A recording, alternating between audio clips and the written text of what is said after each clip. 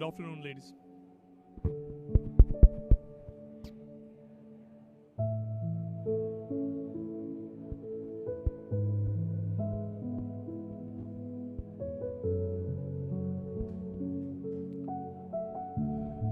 Good afternoon, ladies and gentlemen, the distinguished guests of the annual Symposium of the Department of Agriculture 2025 have already arrived at the Hodi premises. We kindly request you to be prepared to receive the distinguished guests for today's function.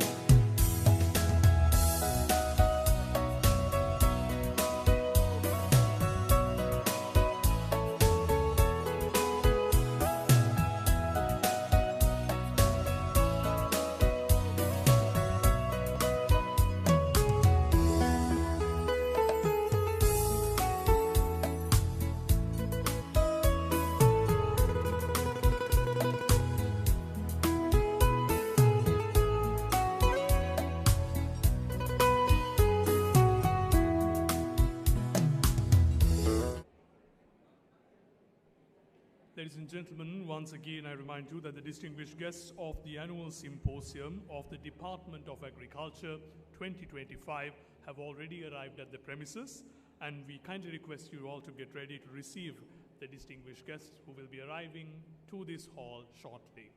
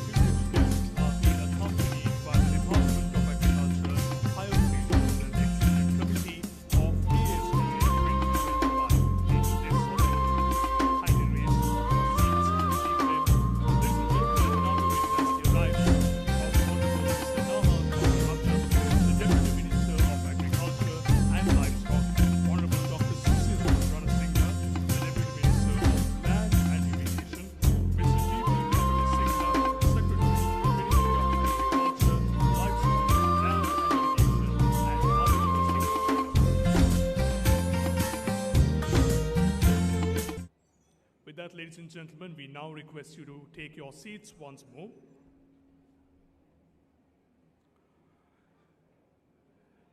Ladies and gentlemen, in Sri Lanka, agriculture is not just another industry. It is the heartbeat of our nation, sustaining livelihoods, feeding communities, and shaping our very own future. A future that is built on resilience, overcoming the challenges of yesterday. The government's agricultural policy addresses key challenges such as low productivity, fragmented land, and poor coordination, while setting a vision to ensure food security, national prosperity, and global competitiveness.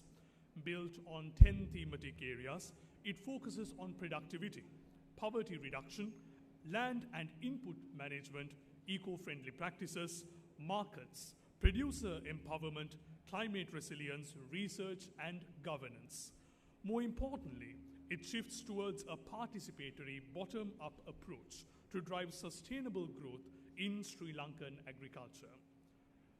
Garu Amatyavaruni, රජයේ කෘෂිකාර්මික ප්‍රතිපත්තිය, ආහාර සුරක්ෂිතතාව, ජාතික සමෘද්ධිය සහ ගෝලීය තරගකාරීත්වය සහතික කිරීම සඳහා දැක්මක් සකස් කර ඇති අතර අඩු ඵලදායීතාවය කැබලි වූ ඉඩම් සහ දුර්වල සම්බන්ධීකාරණය වැනි ප්‍රධාන අභියෝගවලට විසඳුම් සපයයි.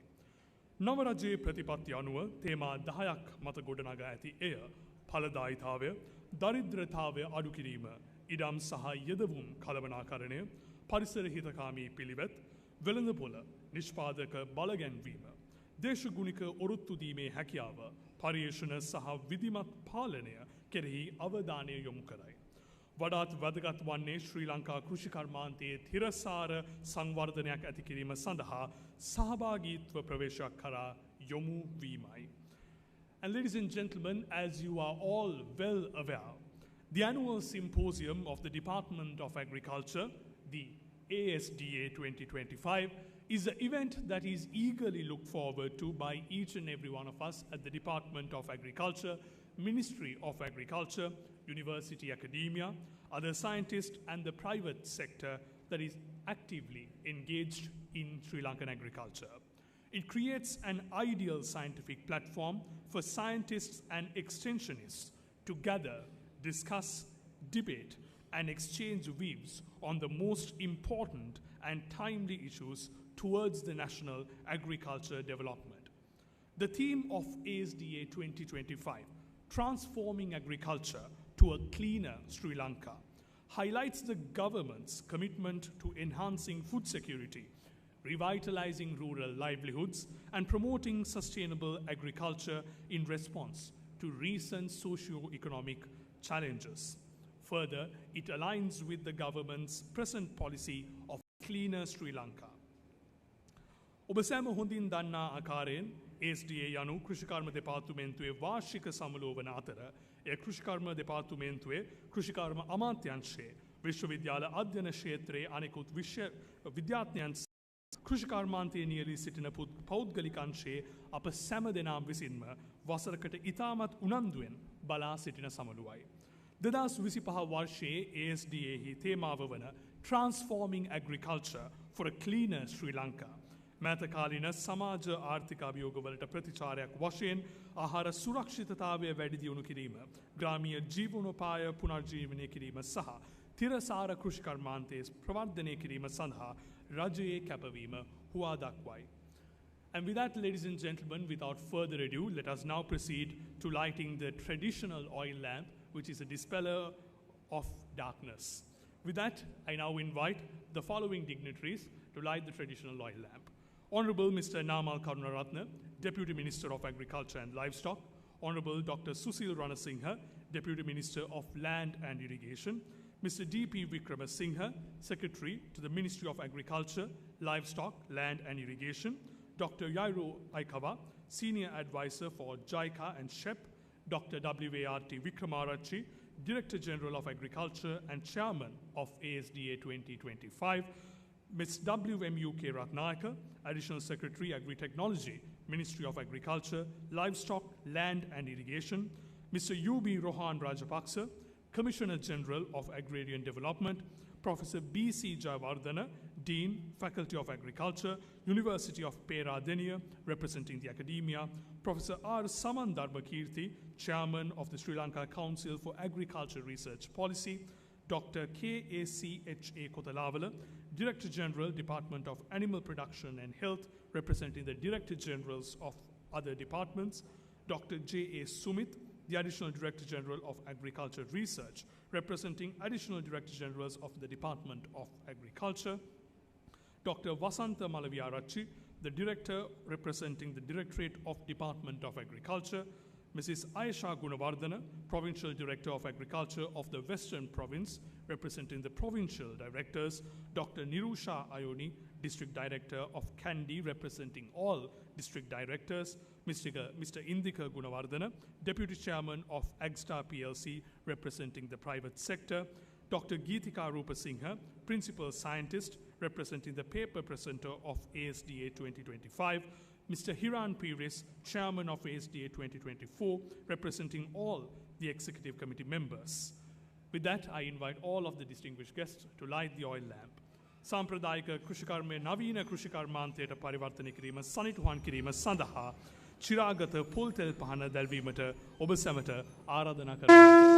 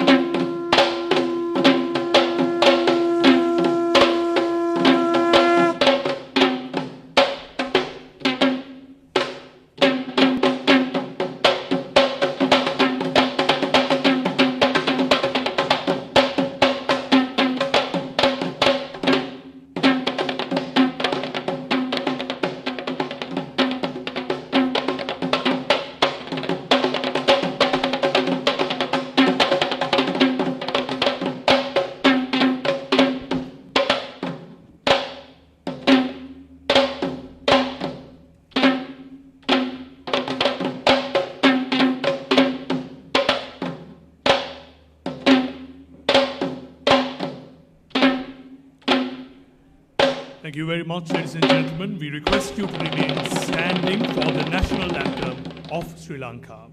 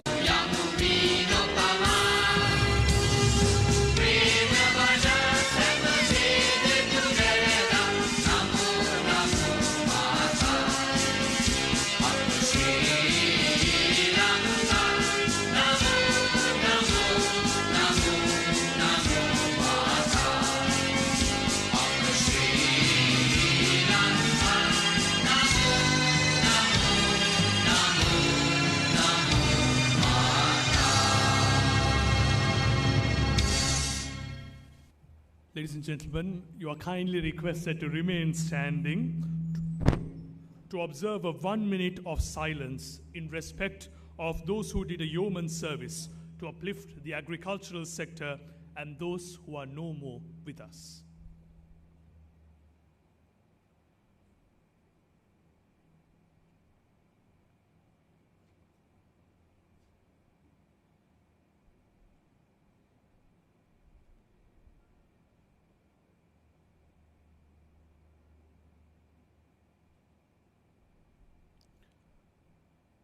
Thank you, ladies and gentlemen.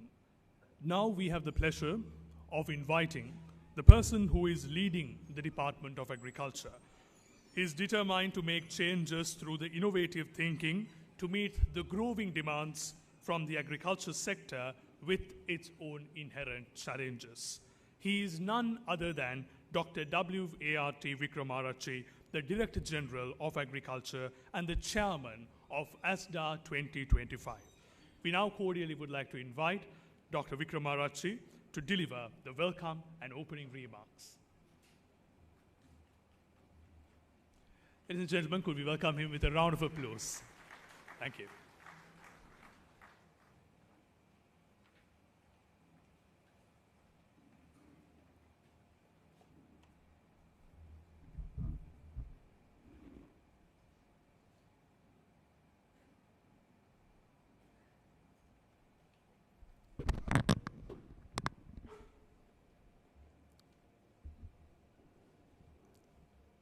Good afternoon, everybody. Honorable Namal Karunaratne, Deputy Minister, Agriculture and Livestock, Honorable Dr. Susil Ranasinghe, Deputy Minister of Irrigation and Lands, Mr. D.P. Vikramasinghe, Secretary to the Ministry of Agriculture. And we have today our keynote speaker. He is Chiro Aikawa, Dr. Chiro Aikawa from the SHEP project from Japan. Then Professor Sivanandawal, he is our Editor-in-Chief of Asda 2025. Then we have our additional secretaries from the Ministry of Agriculture, and also our retired DGs. There are several DGs have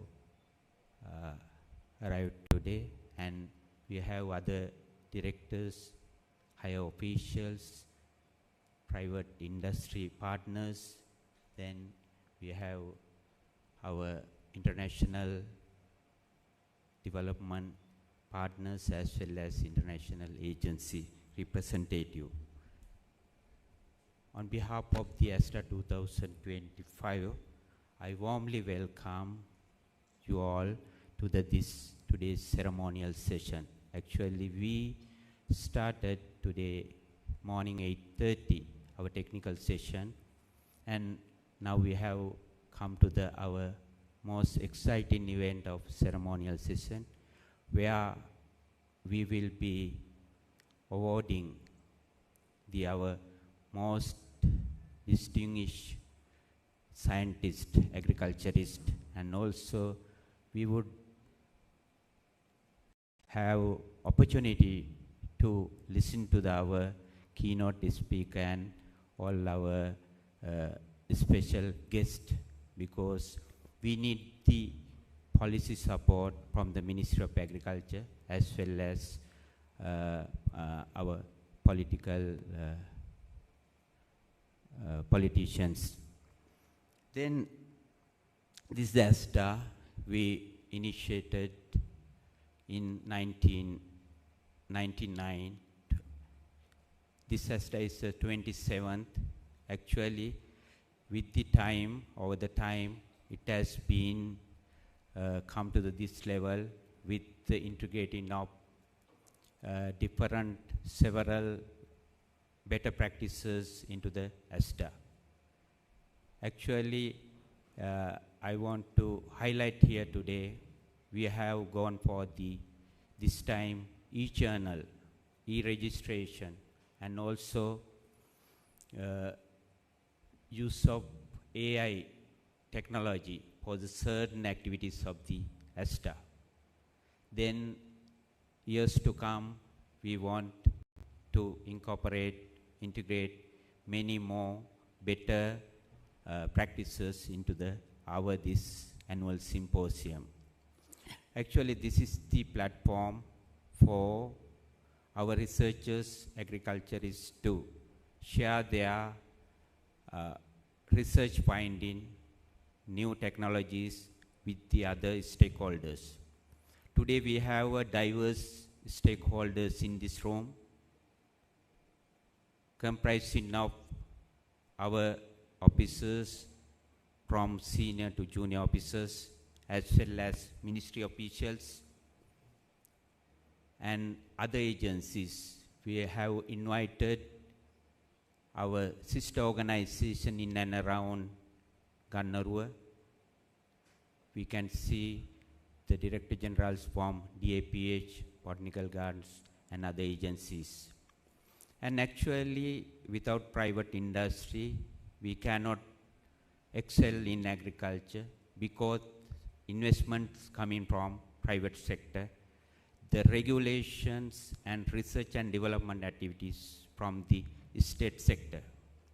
Therefore, we are always in hand with all the private industries, and also the funds coming from international agencies and development partners. Today we have COICA, JICA, FAO, and UNDP, UNOPS, many more. Actually, these are always, we are having a strong partnership with them. We have a highly impactful many projects ongoing with all these agencies.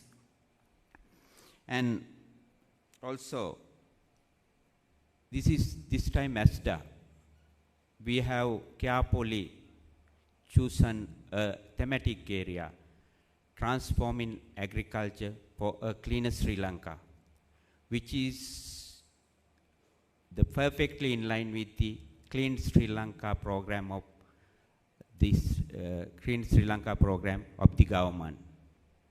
It is not just 2 words, but it is having the deep understanding of the entire sectors together. One main sector is agriculture, where mechanization, digitalizations, and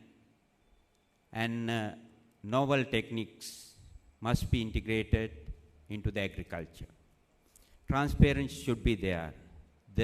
We should go towards the green agriculture, which is more safe for the farmers as well as the consumers, food safety aspects.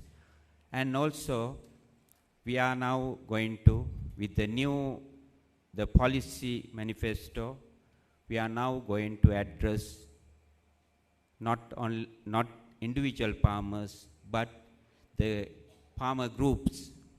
There is the strong program with the government, how to formulate farmer groups in future, so that most of the project benefits, government benefits, should percolate to them through these farmer communities.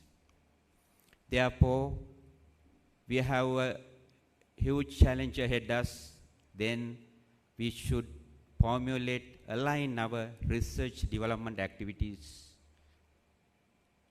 to address the government policies. That is the one appeal from especially our scientists gathered here today. Actually, one of the main objective of this Asda, it is to share our knowledge, then networking with each and everybody, and also the motivation of our scientists, that is must.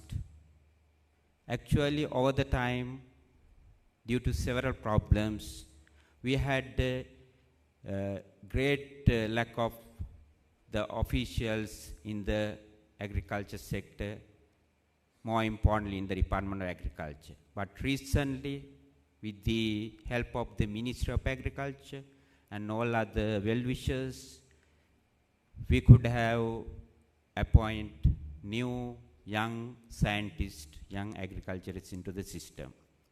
With this one, we feel that certain areas like scientific writing, research formulation, research implementations, those are a little bit become weak due to these issues. But we take all possible attempts to empower them through various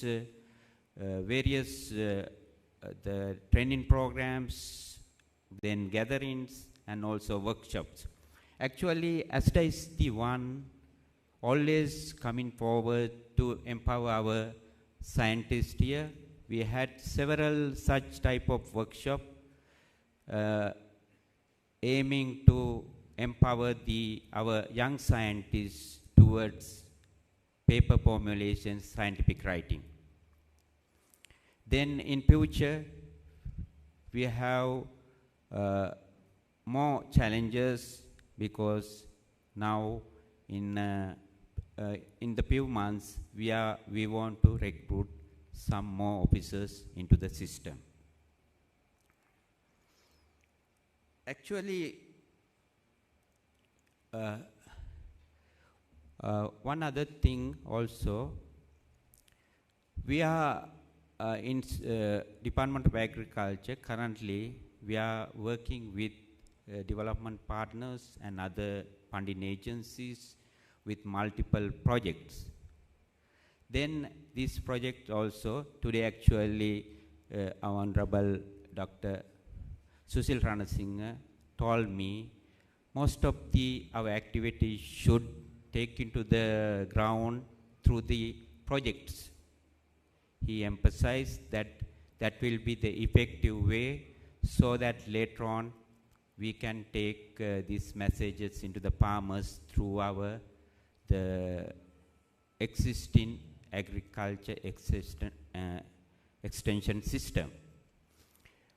This research is not merely restricted to the lab. That is what many of our public also think, the research only in lab. That is one drawback here actually. Now we can have many research with the farmers, farmer participatory research, socio-economic research, market research. Then when we look back in these 27 years of the history of Asda, we want to see what is the number, what are the proportion that we have addressed those areas.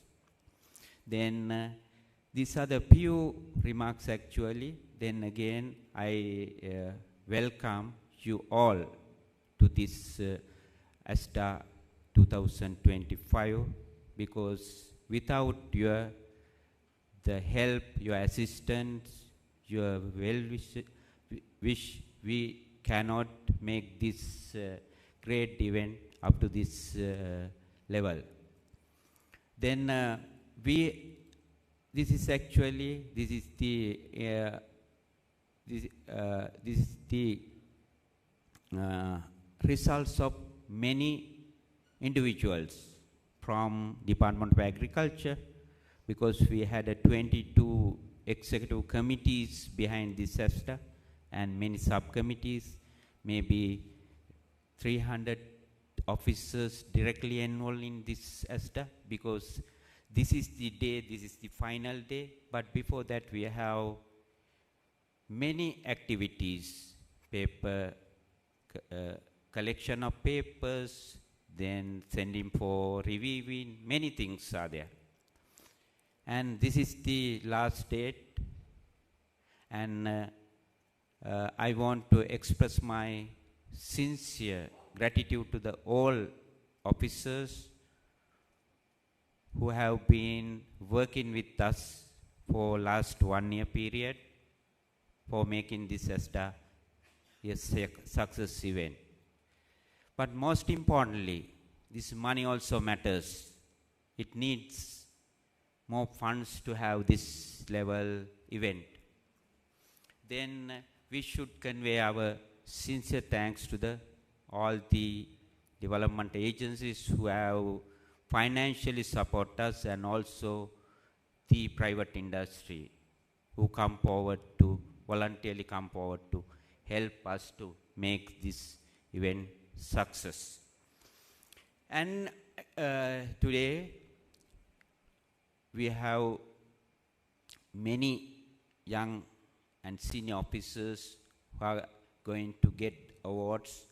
Then I congratulate all of them on behalf of the entire Department of Agriculture, because they are our driving force. Here, all the officers are our driving force. If anything going to give the impact on the farmer, it is the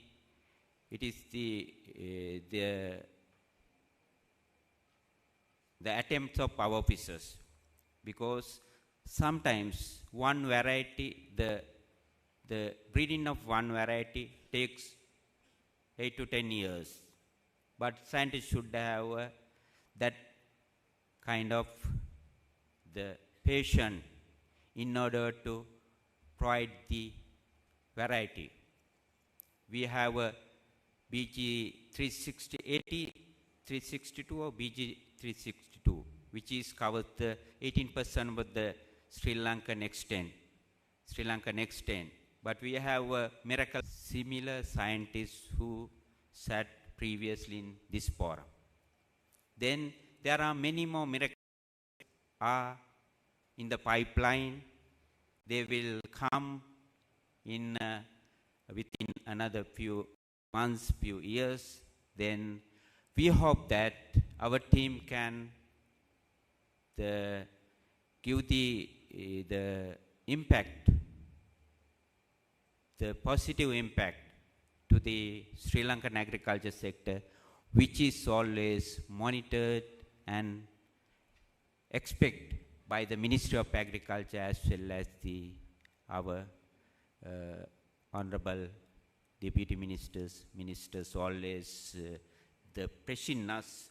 We need the huge jump within a short period of time. That is what they are always asking us. Then with these few remarks again, I thanks everybody and I welcome you everybody to this great event of Department of Agriculture. Then this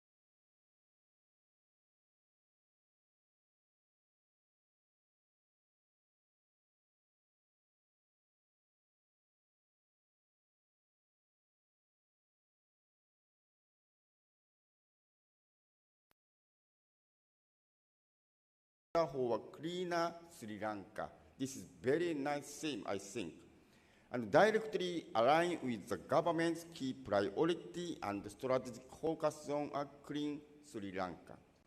This concept emphasizes achieving the good governance and cleanliness from social, environmental, and ethical perspectives.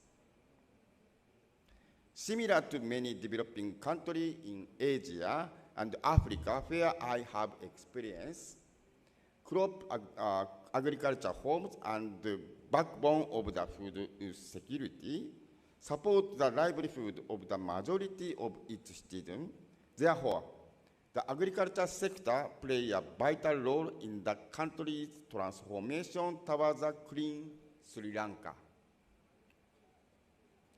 Transforming the agriculture into a new dimension will significantly contribute to realizing the purpose of a cleaner and more sustainable Sri Lanka. The aligned theme of the market-oriented and responsible production and empowered and motivated farmers are integral to the SDA 2025 overarching the theme, transforming agriculture for a cleaner Sri Lanka, are directly reflected in the international and Sri Lankan experience of Japanese Technical Cooperation Initiative assisted by JICA, our organization. A promising globally recognized initiative is needed for the success and achievement which can make a significant impact in transforming agriculture for a cleaner Sri Lanka. Let's move to the global and national experience and cases of such transformative initiative by JICA. Okay, let's start the main body of my presentation. Yeah, as I said, today I'm going to share the extension methodology, the name of the SHEP approach. SHEP stands for the Smallholder Horticulture Empowerment and Promotion approach. And this approach was developed in Kenya through technical cooperation project by JICA, which started from 2006 and succeeded in increasing farmers' income. Almost 20 years ago, we started this initiative. And this approach, as I said, one of the extension methodologies which realize market-oriented agriculture. This is the main theme of this SDA, I think. Okay, but how to realize market-oriented agriculture in SHEP? I think transforming, shifting from the subsistence farming to market-oriented agriculture is not only the theme in Sri Lanka, but also in other countries. Yeah, so they indicated these things in their strategic paper or policy paper. But at the ground, extension staff, they understand the theme or slogan of this by national government, but they don't know how to realize market-oriented agriculture. This is the reality. Okay, in SHEP, the SHEP approach are composed of the series of activity. You can see the center column. These are the activity in Kenya as the original country, and on your right side, the other countries' activities. So, yeah, you don't need to copy and paste from the Kenyan way to your countries.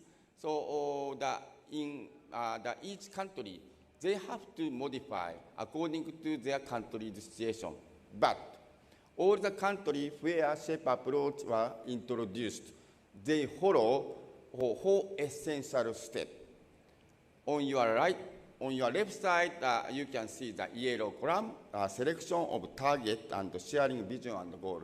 This is the first step of the SHEP approach. In this first step, there are some activity like a sensitization workshop, And through sensitization workshop, they understand what they are going to do. Or if they follow the old activity of SHEP approach, what they can achieve, they will understand. And the second step, the green part, farmers' awareness of current situation and new information. Under these categories, there are many activities like participatory baseline survey and market survey done by farmers themselves. Yeah. So this is very, very important part of the SHEP activities. After aware of their current situation and market needs, based on those information, farmers decide what they are going to do by themselves. This is the third step, blue part. This is the third step. So under this, the crop calendar making or action plan making.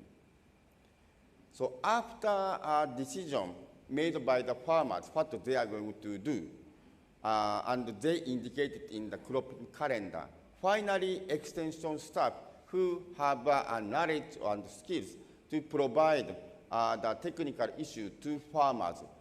And those technical issues are according to the farmers' needs. According to farmers' needs means according to the market needs. Okay, so this is the picture of the sensitization workshop in Kenya and in Palestine. Farmers participated. They understand what they are going to do.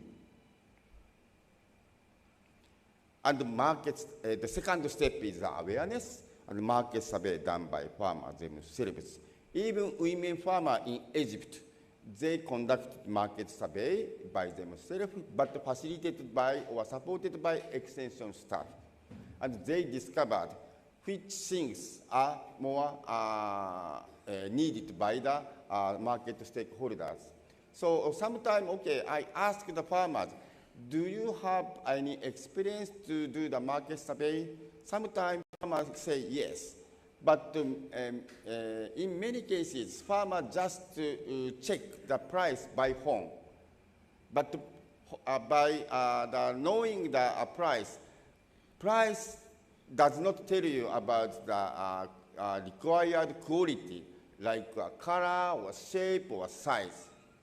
So through this SHEP approach, we strongly recommend farmers to visit the market, and by seeing directly and by listening the voices from the market stakeholder, they realize the real market needs in terms of quality and required quantity, and also the timing as well.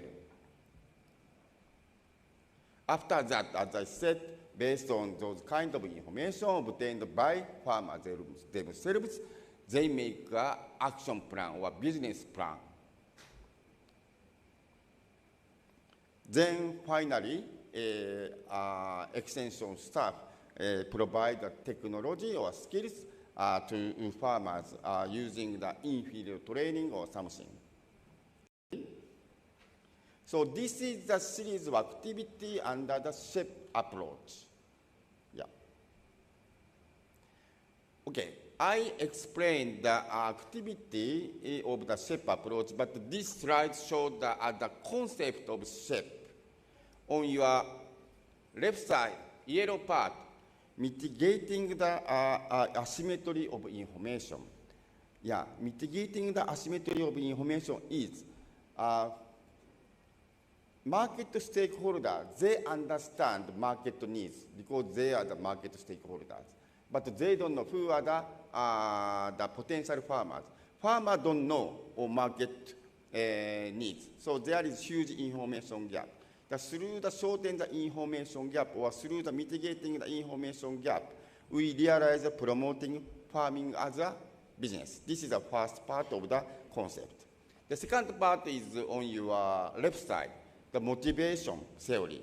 Using the motivation theory, especially in SHEP, we introduced the self-determination theory. Yeah, I will explain detail later. Okay. Yeah, I said about asymmetric information. Yeah, in many cases, market stakeholder understand the market needs like price fluctuation, high demand crops, and required quality. Yeah, the producers, they don't know much about market information. So through the activity, series of activity, we try to mitigate the asymmetric information and to make a trust situation, trust relationship based on win-win situation. Farmer win and the market stakeholder also win. This is one of the case. The farmer said, we wanted to offer one-stop service to the local traders by producing a variety of leafy vegetables here so that the trader will keep coming back. So you can understand farmer can win. On the other hand, trader said, I'm glad this group produced several kinds of leafy vegetables since I don't have to travel a long distance searching for vegetables. Maybe you can understand trader also win. So they can build a win-win situation. And as I said, the other concept of the SHAPE approach is the motivation.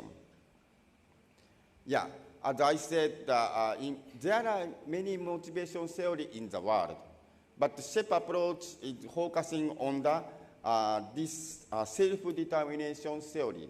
This self-determination theory was founded by or developed by Professor Edward Deci. And Professor Edward Deci said, we human beings, not only the farmers, we human beings have three fundamental desires. First one is autonomy.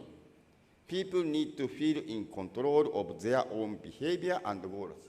We don't want to be controlled by someone. Yeah, we want to control what we are going to do by our decision. Yeah, this is a fundamental desire of the human being. The second one is the competence. People need to gain mastery of tasks and learn different skills. It means I want to feel I am a man who can do it. Yeah, if we feel like this, our motivation improved and increased. And last one is relatedness. People need to experience a sense of belonging and attachment to other people. Yeah, you don't want to be alone. You don't want to walk alone. Yeah, maybe you want to work together with your fellow. Yeah, I also have this feeling. So this is very, very important part of the self-determination theory. In SHAPE, autonomy support. Farmers themselves decide the crop to grow and make a crop calendar based on the result of the market survey. Yeah, farmers decide what they are going to do by themselves. Yeah, not offered or ordered by some institution. And competence support.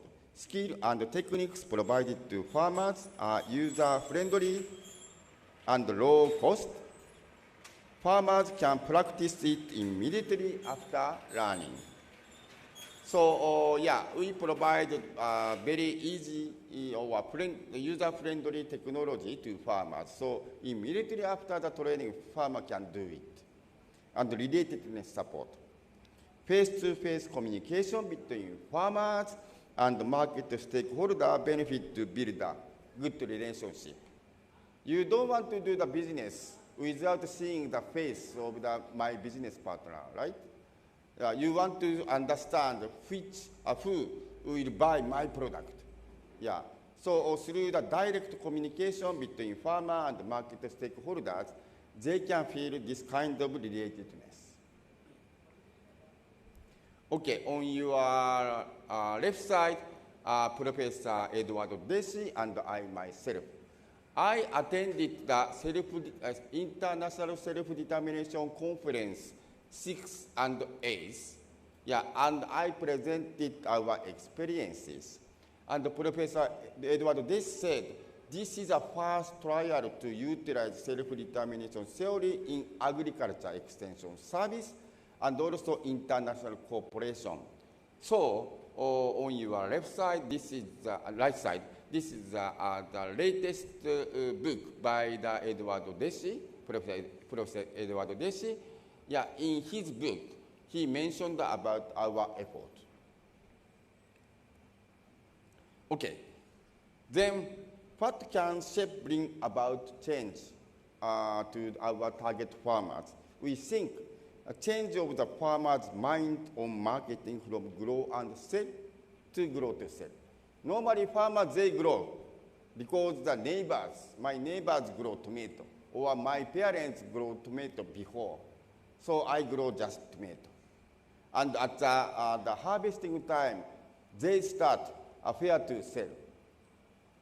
Then middleman comes to the farm gate and they said, okay, I can buy your tomato at very, very 10 yen or small rupees.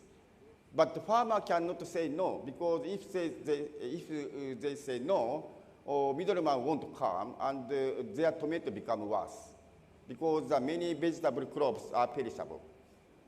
Yeah. And the middleman will say, okay, there are many tomatoes at the market, so price must be lower. Or your tomato is nice, but the color is green. So this kind of tomato, we cannot sell at a higher price. At that time, farmer understand the market needs, but this is very, very late. So this is grow and sell. Grow to sell means even before sowing the seed, they have already understand the market needs. So when they cultivate, they sow the seed, they understand who will buy my product. Yeah. And what kind of quality are needed. So they understand, okay, I need to cultivate, I need to harvest this kind of quality product. So this is grow to sell. So I think through SHAPE approach, farmers change their mind from grow and sell to grow to sell. So this is the result in Kenya. Yeah, after the SHAPE approach, the farmers, they increase their income more than double. This is the case in Kenya. So comparison before and after. 24,000 Kenyan shilling is equivalent to the 200 USD. So not so big amount, but also they earned almost 500 USD. This is also not so big amount, but the whole farmers, whole small-scale farmers, so this is a very good benefit to them. So they change their livelihood. But this is just a comparison between before and after. And this is not figure of the academic way. So, JICA Research Institute, together with the Keio University in Japan, they conducted a scientific experiment. Comparison between SHAPE farmer and non-SHAPE farmer. At that time, sample size was around 5,000 farmers. Half of them SHAPE farmer, half of them are non-SHAPE farmers. After 2 years, the SHAPE farmers, they increase the income 70% compared to non-SHAPE farmers. So this is the scientific figures. And also, male farmer and high educated farmer and young farmer, they also improve or increase their income. But compared to this, the female farmer, less educated farmer, and older farmer, their increase rate is more compared to the other farmers, like male farmer, high educated farmer, and young farmer. Normally, agriculture extension service, the beneficiary are those kind of the farmers, like high educated male farmer and young farmer. Yeah, but in SHAPE, the result is different. We are thinking, okay, SHAPE is very easy to be adapted, but at the same time, SHEP is very important the things, important activity involved. Yeah, that's why farmer like female or less educated, older farmer, they can improve or they can increase their income. And this is the case in Malawi. Do you know Malawi? Malawi is a very small country in Africa.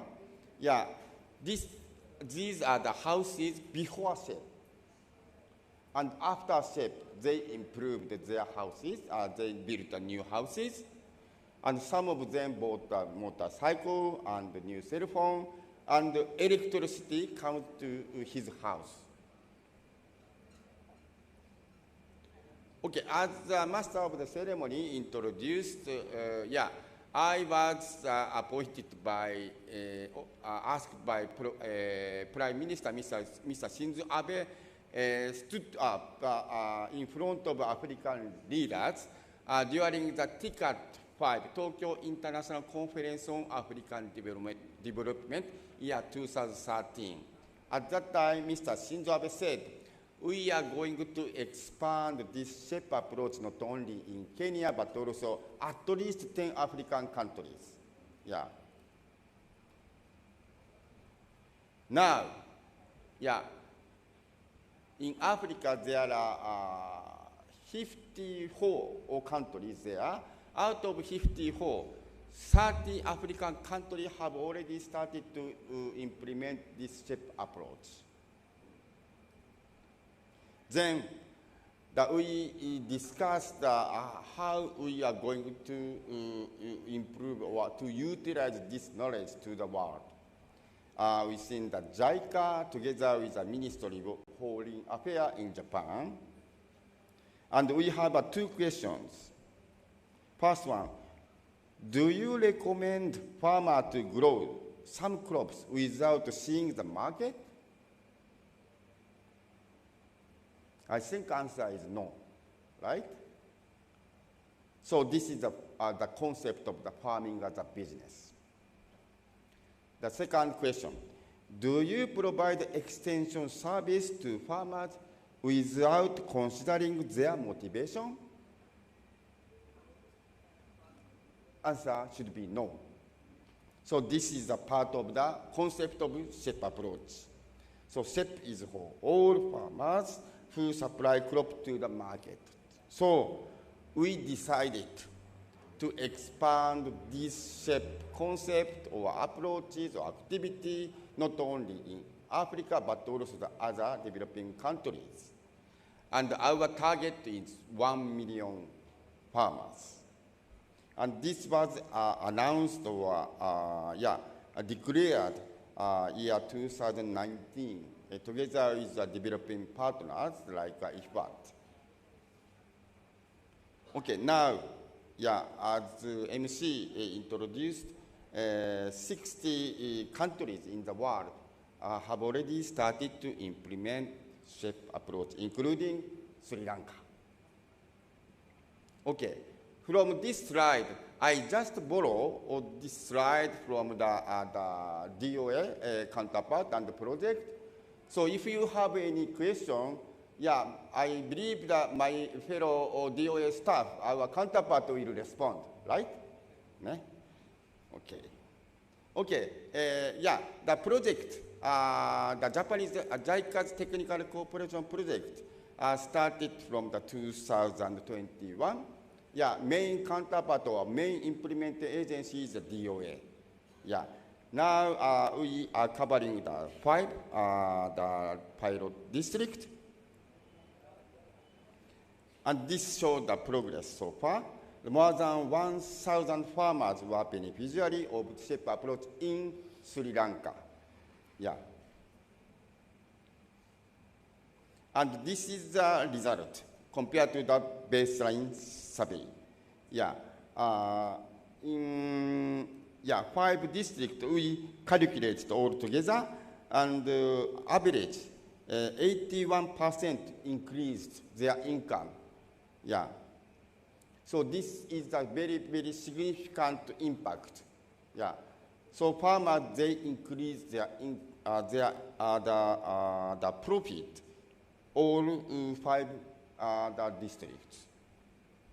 Not only the income, but also, our project team analyzed the impact assessment of the technical matters, market survey and record keeping. The market survey, now the 98% of the farmers, beneficial farmers, continuously conducted by their own. And crop calendar making, 93%, and record keeping. This is a very, very key point. When farmers start farming as a business. Now, 94% of the farmers, they introduced the record keeping. And application of recommended technologies. Crop establishment, 92%, top dressing method, 94%, and pesticide selection, 91%, and gap. Also, the 67% of the farmers, our beneficial farmers, introduced. And safe use of pesticide, 94%.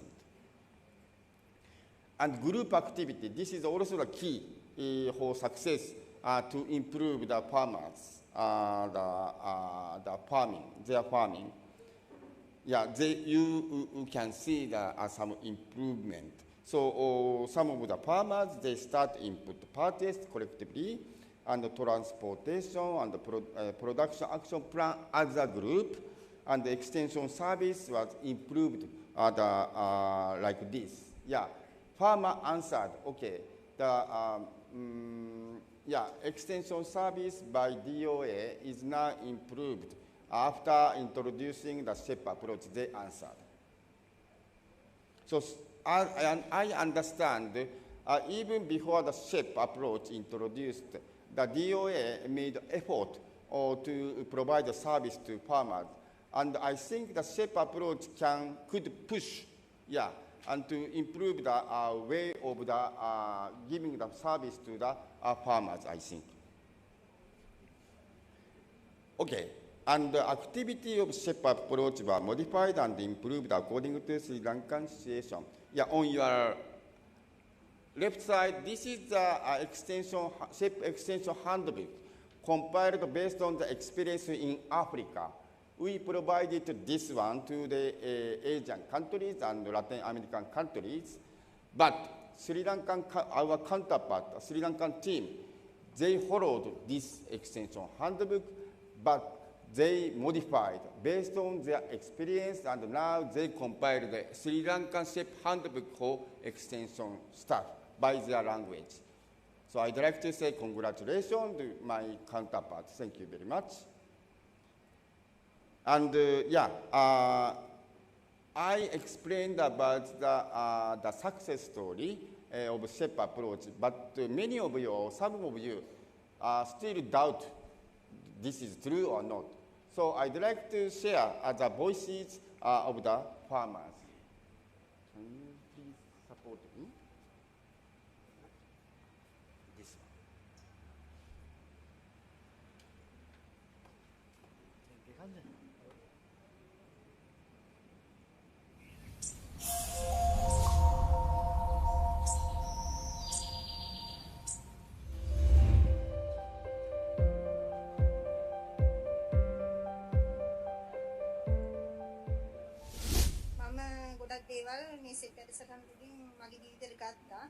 Double market එකට ගියා. මේ ෂෙප් වැඩසටහන තුලින් තමයි අපිට අත්දැකීම ලැබෙන්නේ. ගෝවි අපිම තමයි තියෙන්නේ. දැන් එහෙම නැහැ. දැන් ගොඩාක් මේත් එක්ක කතා බහ කරලා මොකද කරන්න පුළුවන්. හොඳ වගාව මොකද කියන එක. ඒ මුදලුත් ඊට පස්සේ කළමනාකරණ පැත්තෙන් බොහෝ දුරට නොනලකට දාලා දීමට කටයුතු කරනවා. වෙළඳපොළ සමීක්ෂණයෙන්ුත් ගොඩාක් උත්තර ලබාගෙන ඒ ඔස්සේ වගා කිරීමටත් ඒකත් පුරුදු වුණා. මගේ නම තමරජයසේකර. මගේ ගොවි කණ්ඩායම උඩවැල නුවරඑළිය දිස්ත්‍රික්කයේ තක්කාලි වල කේකේට තමයි මම වගා කරපු බෝගේ. ඔබට ෂෙප් ව්‍යාපෘතිය මගින් ලැබුණු ප්‍රයෝජන මොනවද? ඇත්තම ගොඩක් වැදගත්. මොකද අපි ඉස්සෙල්ලා වගා කරද්දී අපි වියදම එහෙම ලිව්වේ නැහැ. වියදම ලාභය එහෙම දැන් ෂෙප් වැඩසටහන තුලින් මේ අපිට ගිය වියදම හදලා එන ලාභය බලා ගන්න පුළුවන්. ඉස්සෙල්ලා පස් සාම්පල් එහෙම බැලුවේ නැහැ. දැන් පස් සාම්පල් චෙක් කරලා ඒ අංග තමයි පොහොර දාන්නේ. ඒ වගේම අපිට වියදම අඩු නිසා ලාභේ වැඩි. ලාභෙන් අපිට ඵලදායී දෙයක් මේ ගන්න උනත් පුළුවන්. මම ගොඩක් දේවල් මේ සෙත් වැඩසටහන තුලින් මගේ ජීවිතේට ගත්තා. මම කාලය ඉතුරු කර ගැනීම සඳහා වොෂින් මැෂින් එකක් ගත්තා. සතුටුයි. වෙළඳපොළ ඉල්ලුම ඔබ තේරුම් ගන්නේ කොහොමද? ඇත්තම අපිට ඉස්සර එහෙම දැනුමක් තිබුණේ නැහැ. මේ සෙත් වැඩසටහන තුලින් තමයි අපි ඒ හැම දෙයක්ම අත්දැකීම් ගත්තේ. අපි වගා කරන්න කලින් දඹුලු මාකට් එක නුවරඑළිය වගේම මේ වටේට තියෙන මධ්‍යස්ථාන වලට ගිහිල්ලා දැන් වැඩිම ප්‍රමාණයක් අලෙවි වෙන භෝග තියෙනවනේ. ඒ වගේ වෙළඳපොළට අඩු වෙන්න ලැබෙදි තමයි මිල වැඩි වෙන්නේ. භෝගයක් වැඩි වුණත් මිල අඩු වෙනවනේ. මිල භෝගේ අඩු වෙන කාලෙට තමයි අපි නිෂ්පාදනය කරන්නේ. මොකද ඒතකොට භෝගේ අනිවාර්යෙන් අඩු වෙච්චොත් තමයි මිල යන්නේ. ගොඩාක් එළවලු ගෙනියලා දැම්මොත් මිල බහිනවනේ. ඒකෙන් අපි භෝගේ වෙළඳපොළට අඩු වෙන කාලය බලලා තමයි අපි බීජ දාලා නිෂ්පාදනය. ඔබ වෙළඳපොළ සමීක්ෂණය දිගටම කරගෙන යනවද? ඔව්. ෆෝන් එකෙන් තමයි විස්තර අහන්නේ. ෆෝන් එකක් දීලා දැන් අද පවතින මිල කොහොමද? ඉන් විස්තර අහලා තමයි දැන් අපි භෝගයක් කෙනෙකුට දෙනවා නම් වටේටම කෝල් දීලා බලන්න අපි දන්නා ගන්න. එයා මට දැන් 90යි කිව්වොත් නෑ මේ මිල තමයි දැන් යන්නේ මේ වලට ගන්න බෑ ඔයා යන්න කියලා අපි කෙලින් කියනවා. ඔබ කණ්ඩායමක් විදිහට දිගටම ක්‍රියාකාරකම් කරගෙන යනවද? ඒක ඇත්තම අපේ කෘෂි ප්‍රදේශක සර් තමයි. සර්ගේ මූලිකත්වයෙන් තමයි මේ නම උනත් සර් තමයි අපි මෙහිම නමක් දෙන්නම ලස්සනයි හොඳයි. ඉතින් සර්ගේ අදහසුත් එක්ක අපේ අදහසුත් එක්ක එකට ගොනු වෙලා තමයි අපේ ගෲප් එක එකටම කරගෙන යන්නේ ඒ සර්කට නම. ඇයි වෙලෙන්දන් සරුකත තක්කාලි එනකම බලන් ඉන්නේ? සාමාන්‍යයෙන් ගත්තාම අපි හොඳ නිෂ්පාදනයේ කොටස් වශයෙන් බෙදනවා. දැන් ලොකු තක්කාලි වෙනම පොඩි තක්කාලි වෙනම දැන් සමහර අය කියන්නේ කුණු වෙච්ච තක්කාලි මැදට දාලා එහෙම නෑ. සරුකත ගෲප් එකේ අපේ නම රැඳෙන්න අපි ඒ අයට අවශ්‍ය පරිදි අවශ්‍ය නිසි විදිහට අපි එලවලු ටික අපි ඒගොල්ලන්ට ලබලා දෙනවා. ඒ නිසා තමයි ඒ අය මග බලන් ඉන්නේ අපේ අස්වැන්න ටික එන්නේ. සාරාංශයක් විදියට ෂෙෆ් ව්‍යාපෘතියෙන් පසුව ගොවින් වැඩි ආදායමක් ලබමින් ඉන්නවා. ඒ විතරක් නෙවෙයි පවුලක් විදියට සැමියා හා බිරිඳ එක්ව තීරණ ගැනීමේ වැදගත්කම ගොවින් තේරුම් අරගෙන තියෙනවා. විශේෂයෙන්ම වෙළඳපොළට අවශ්‍ය දේ අවශ්‍යම වේලාවට ලබා දෙමින් ගොවින් ගොවිතැන ව්‍යාපාරයක් ලෙස කරගෙන යනවා. ෂෙෆ් සංකල්පය ගැන කතා කරද්දී සොයන් දීන න්‍යාය ගැන කතා නොකරම බෑ. ඉතින් ගොවින් මේ වෙද්දී ඔවුන් විසින්ම තීරණ ගැනීම තුළින් ස්වාධීන බව යන න්‍යාය සාක්ෂාත් කරගෙන හමාරයි. මීට අමතරව වගා කුසලතා හා වාර්තා තබා ගැනීමේ ක්‍රමවේද ඉගැන්වීම තුළින් ගොවින්ගේ නිපුණතාවයද සාමූහික ක්‍රියාකාරකම් හරහා කණ්ඩායමක් ලෙස කටයුතු කිරීමෙන් සම්බන්ධතාවයද වැඩි වී ඇත. ගොවින් නිලස ෂෙෆ් ව්‍යාපෘතිය ප්‍රතිලාභ ලබද්දී ව්‍යාප්ති නිලධාරීන් ෂෙෆ් විතිරසාරභාවය අවබෝධ කරගෙන ඇත. ඔවුන් ගොවි මනස වෙනස් කිරීම, ගොවින් හා ව්‍යාප්ති නිලධාරීන් අතර සමගතාවයේ ශක්තිමත් වීමත් සමග කෘෂි ව්‍යාප්ති සේවාවන් කෙරෙහි ධනාත්මක බලපෑමක් ඇති වී ඇත. ෂෙෆ් යනු අනෙකුත් කෘෂි ව්‍යාප්ති ප්‍රවේශයන් මෙන් මූල්‍යමය හෝ ද්‍රව්‍යමය සහාය ලබා නොදෙන අපගේ සාමාන්‍ය කෘෂි ව්‍යාප්තිකාරයන් සඳහා අන්තර්ග්‍රහණය කරගත හැකි ප්‍රවේශයකි.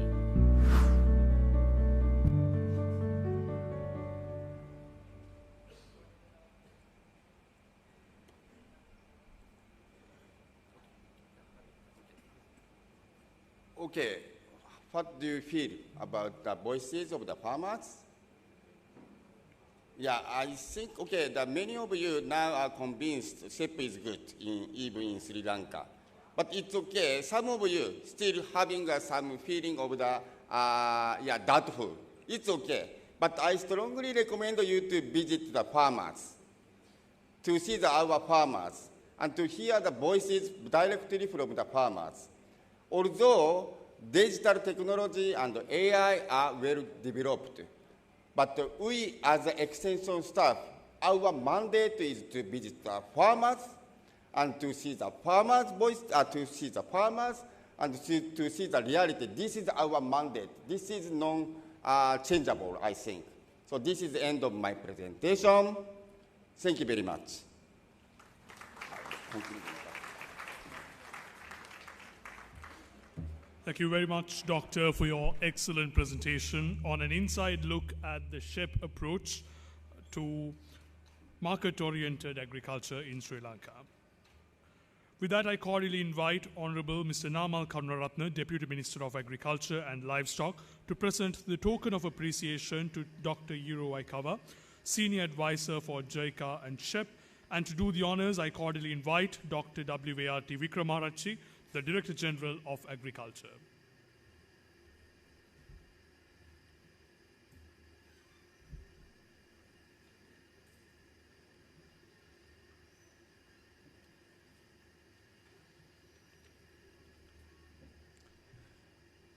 Thank you very much, Dr. Aikawa, for taking the time for that wonderful presentation today.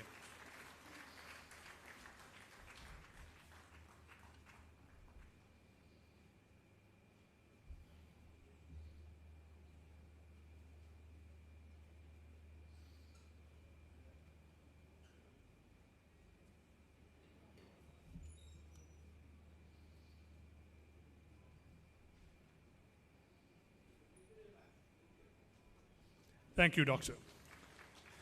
Ladies and gentlemen, this time in Asda 2025, there are 26 research papers that have been published in the annals of the Department of Agriculture. Research papers with practical importance on agriculture have been translated to both Sinhala and Tamil languages and are now published in the Govikam Sangarava and the Kamatolil Vilakkam articles. In addition to the 26 full research papers, there are 16 short communications, 7 research news, and 6 posters that have been published in the Asda Proceedings 2025. The annals of the Asda 2025 will be issued as a digital version, and it is now published in the official website of the Asda, and it can be downloaded instantly by scanning the QR code, which I'm sure all of you will get access to. Additionally, ladies and gentlemen, a book of technologies officially released by the Department of Agriculture during the year 2022 to 2023 has also been published and distributed amongst the participants today. Now let me cordially invite Dr. M.G.D. Lakmini Priyantha, Executive Committee member of Asda 2025, to hand over the annals of the Asda 2025 and other set of agricultural publications to Dr. W.A.R.T. Wickramarachchi, Director General of Agriculture and Chairman of Asda 2025, in order to be distributed amongst the distinguished guests. Round of applause, ladies and gentlemen.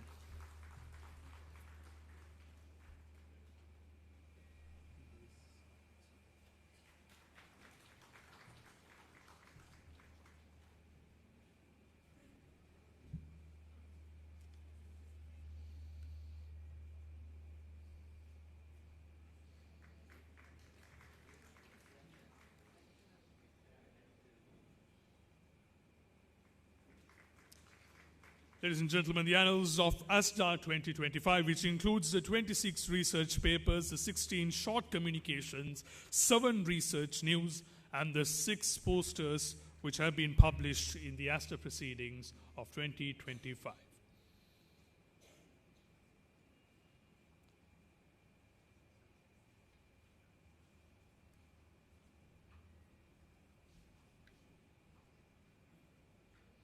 This also includes a copy of the Book of Technologies, which was officially released by the Department of Agriculture during the year 2022 to 2023, and this will also be distributed amongst the participants today.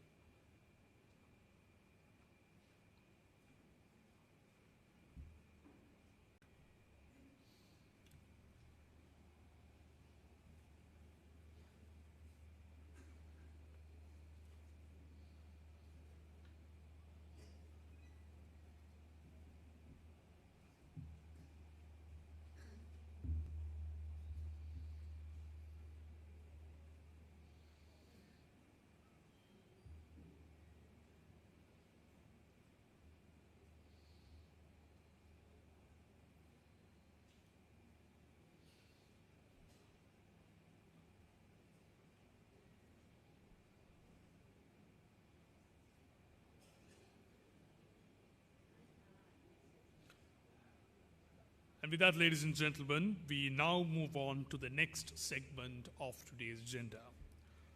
May I now direct your attention towards a short video presentation on agriculture research and development, covering the different disciplines related to present-day agriculture, along with how modern agriculture impacted on the transformation of agriculture towards a cleaner Sri Lanka. Ladies and gentlemen, with that, we now present the highlights of Asda 2025.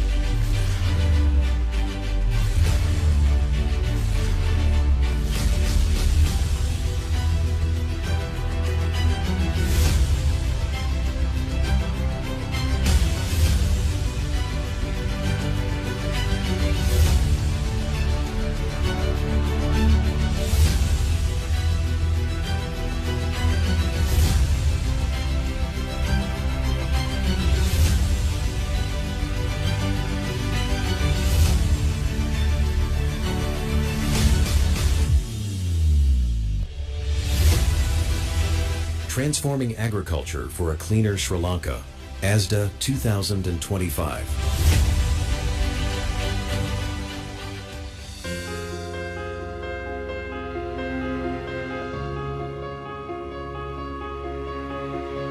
From the dawn of our civilization, agriculture has been the heartbeat of Sri Lanka, blessed with fertile soils, abundant waters, and a rich diversity of climates across the island.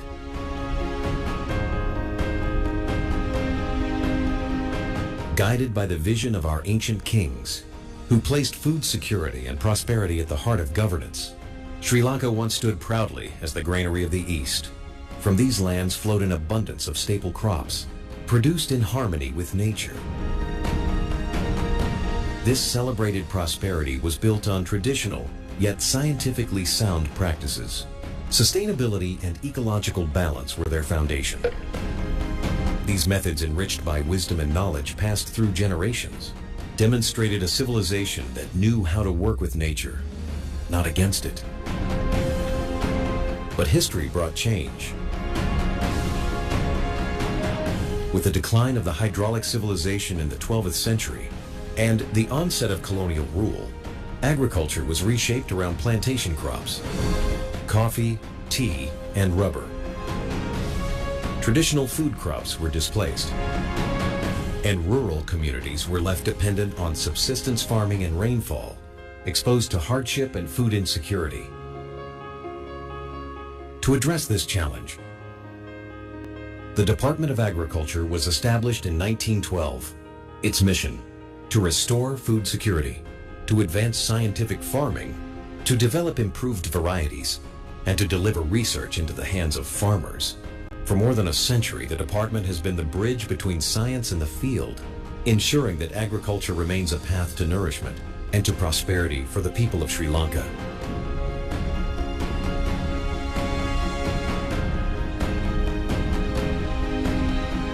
One of the most remarkable achievements has been in rice production, through the dedicated efforts of the Rice Research and Development Institute.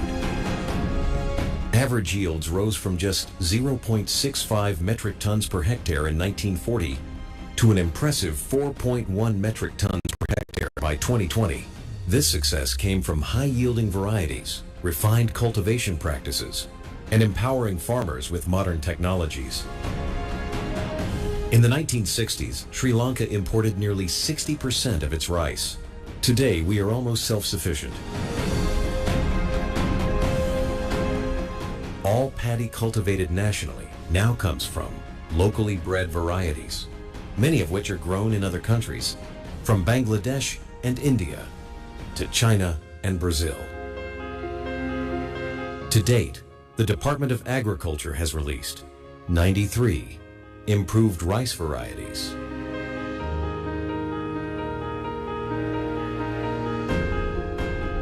120 vegetable varieties,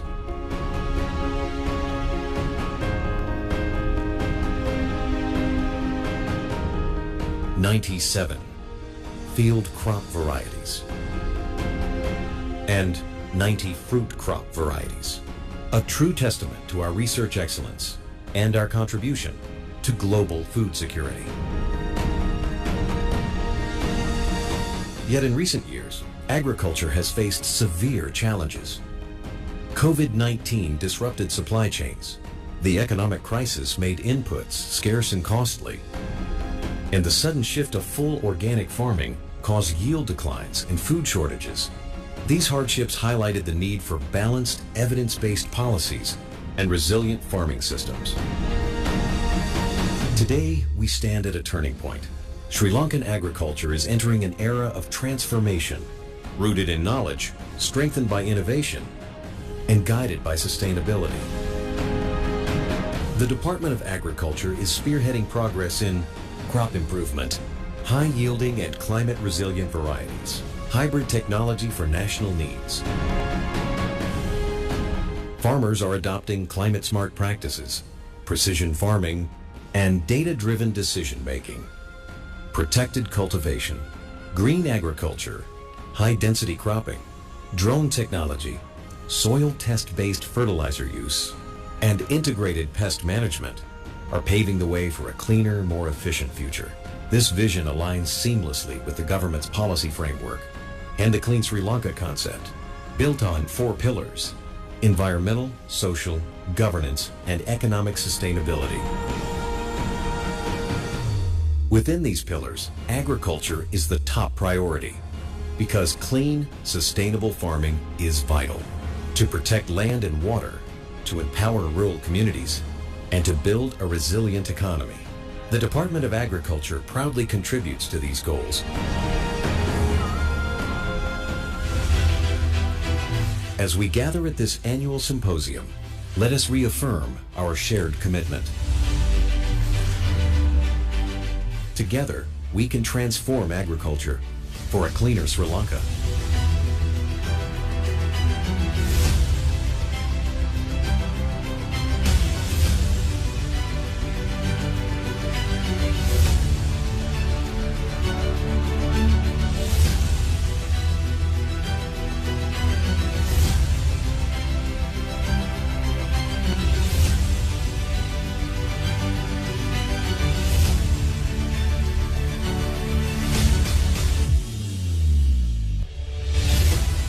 th Annual Symposium of the Department of Agriculture. Asda 2025. 6 technical sessions of Asda 2025 was successfully conducted a while ago. 26 research papers were presented by the scientists and agriculturists of Department of Agriculture. Full papers of the 26 peer-reviewed papers, 16 short communications. 6 posters and 7 research notes will be published in the Annals of the Department of Agriculture. Those 13 peer-reviewed papers will be published as abstracts in the Annals. Technical sessions. Agronomy and soil science. Innovative outreach for green farming. DP Karunananda. Grafting brinjal scions to Thabatu and Thitha, Thabatu rootstocks and field evaluation of the grafted plants. These results indicate that wedge grafting with either Thabatu or Thitha Thabatu improves growth and yield, offering a promising approach to enhance brinjal resilience and productivity. SASM Kumari. Identification of maturity indices and optimal harvesting stage of different okra varieties. The study highlights the importance of genotype-specific harvest scheduling and multi-trait evaluation to optimize both yield and quality. RNI Pereira. Optimizing BAP. concentration and culture duration for genetically stable micropropagation of pineapple cultivar Mauritius. Molecular analysis using SSR and ISSR markers confirmed that low to moderate BAT levels maintained genetic stability, while higher levels beyond the 8th subculture led to increased somaclonal variation.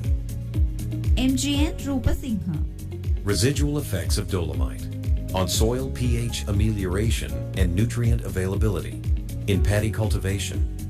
This study revealed that co-application of dolomite with NPK enhances rice yields and soil nutrient availability while reducing overall fertilizer requirements. JMDDE Jayamana. Evaluation of trellising methods on growth and yield performance of heavy fruit-bearing cucurbitaceous crops. The study revealed that bench and A-frame structures provided greater crop load resistance and allowed longer replacement intervals compared to cubicle systems. Seed technology, cultivating success from every seed. WMI Veerasekara. Effective production environment and storage condition on soybean seed longevity. For optimal storability and cost effectiveness, it is recommended to store seeds from dry environments under modified storage, which maintains seed quality for at least 8 months at only 1/3 the construction and 1/4 the operational cost of cold storage. DA Shirani. Performance of mung bean treated with seed priming and plant growth regulators under moisture stress.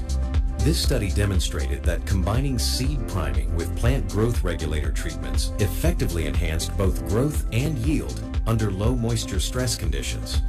WMND Gunatilaka. Effectiveness of seed coating and seed priming techniques to withstand submergent stress in rice.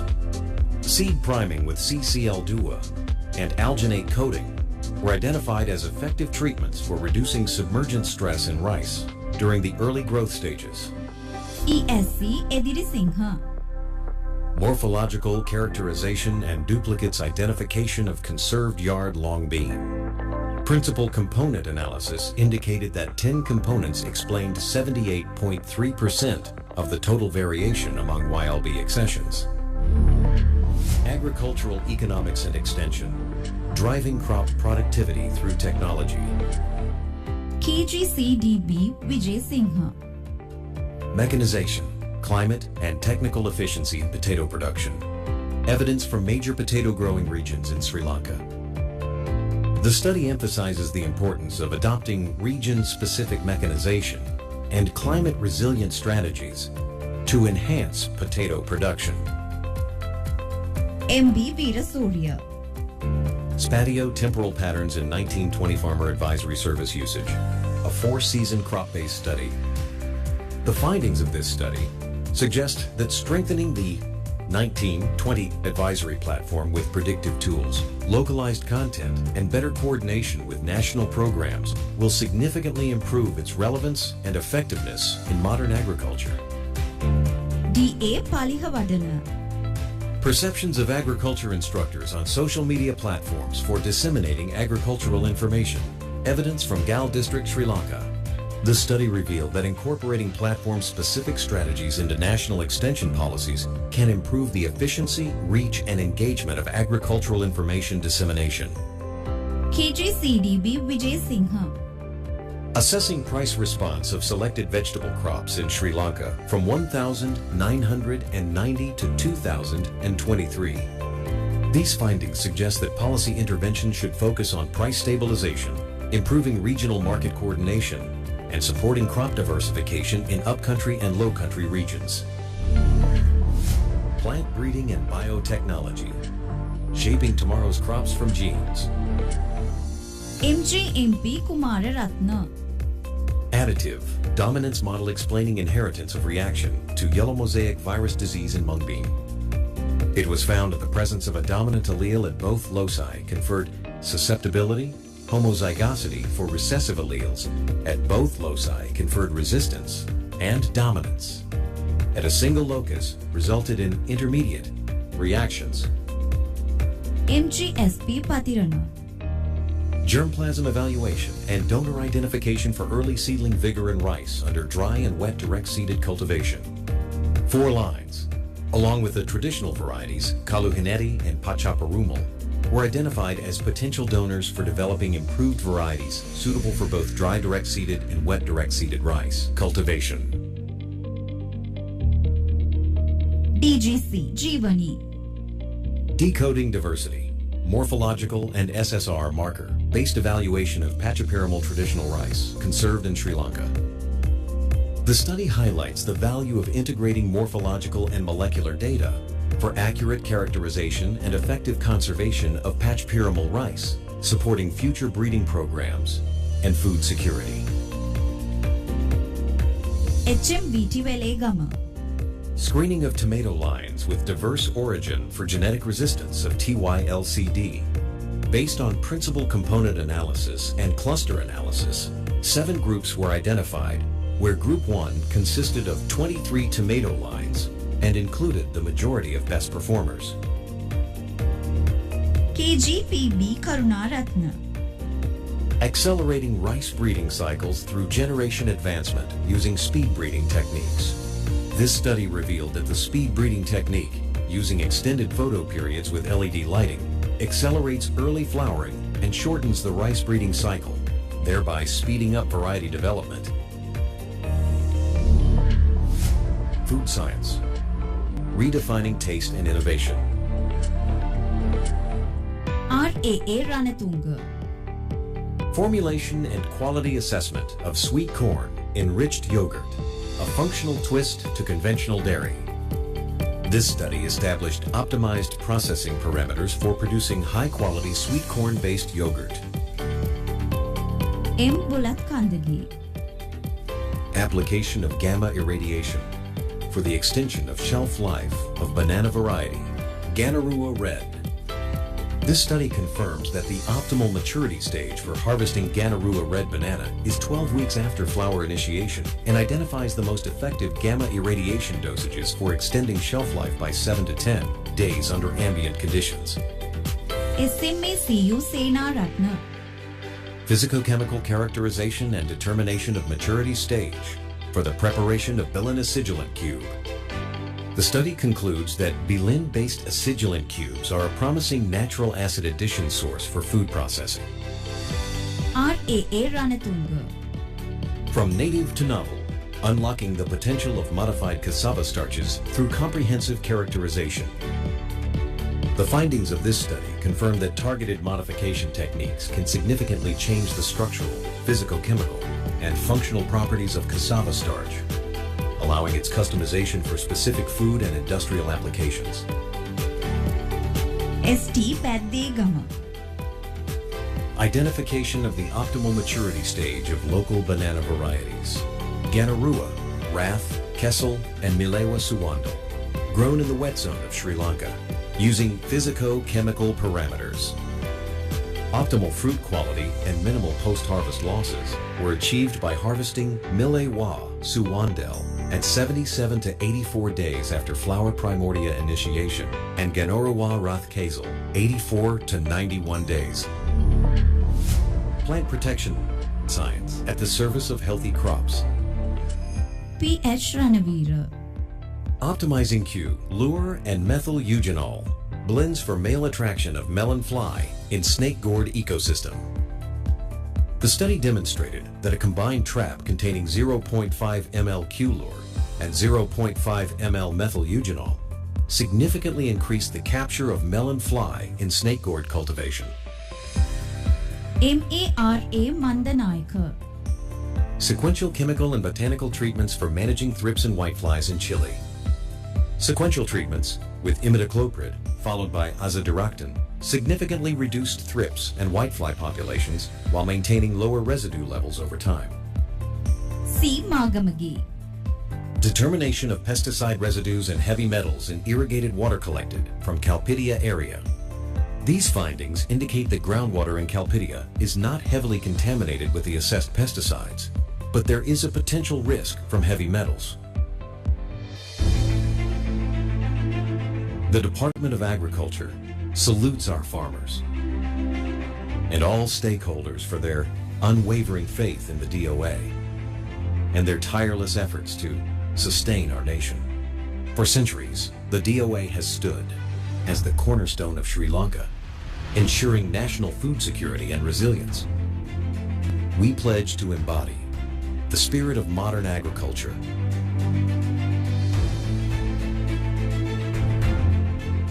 driving transformation toward a cleaner Sri Lanka, the theme of Asda 2025.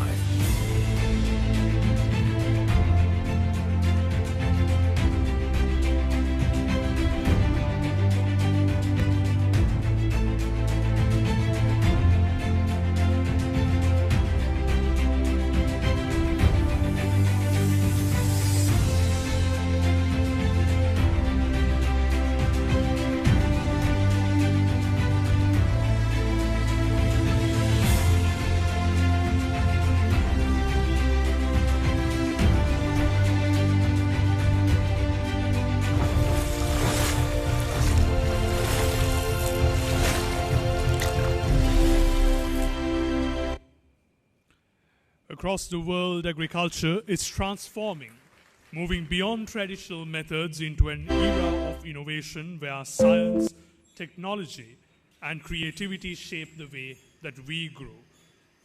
Here in Sri Lanka, the Department of Agriculture has been at the forefront of this journey, actively introducing new practices, new crop varieties, and technologies that empower our farmers.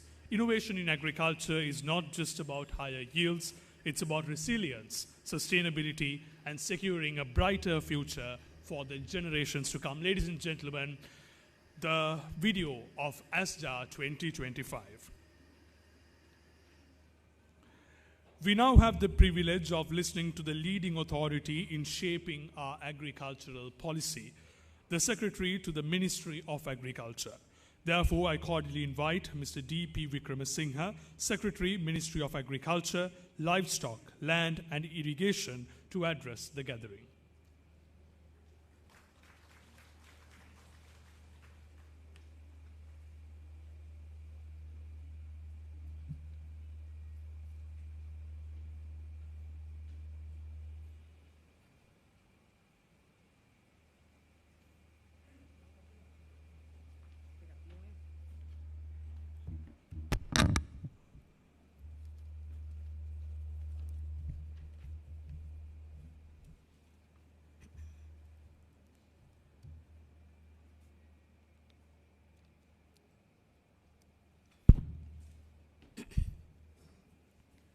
Good afternoon. Honorable Deputy Minister of Agriculture and Livestock, Honorable Deputy Minister of Land and Irrigation, Additional Secretaries of the Ministry, Director General of Agriculture, and senior staff of the department, professors of the universities, and department heads, former agriculture department heads, and ladies and gentlemen. It is great privilege to me to address in this type of giant of the agriculture as a secretary of the ministry. In this speech, I do not like to say something about research and the present development of the agriculture, because their responsibilities totally taken by the Department of Agriculture. I like to share as the ministry what are the challenges we faced and to be faced. As you well aware that the latter part of the last year, at about November, December, we had a big problem about rice. Then the entire country talk about the agriculture department statistics are not correct, their predictions is not achieved.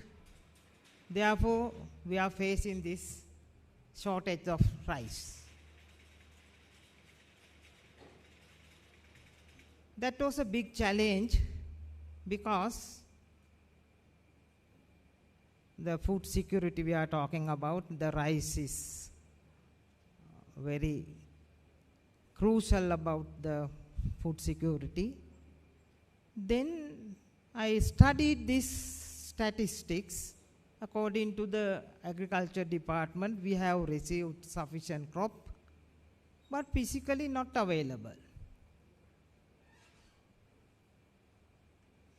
Then I want to prove these statistics or check these statistics whether right or wrong.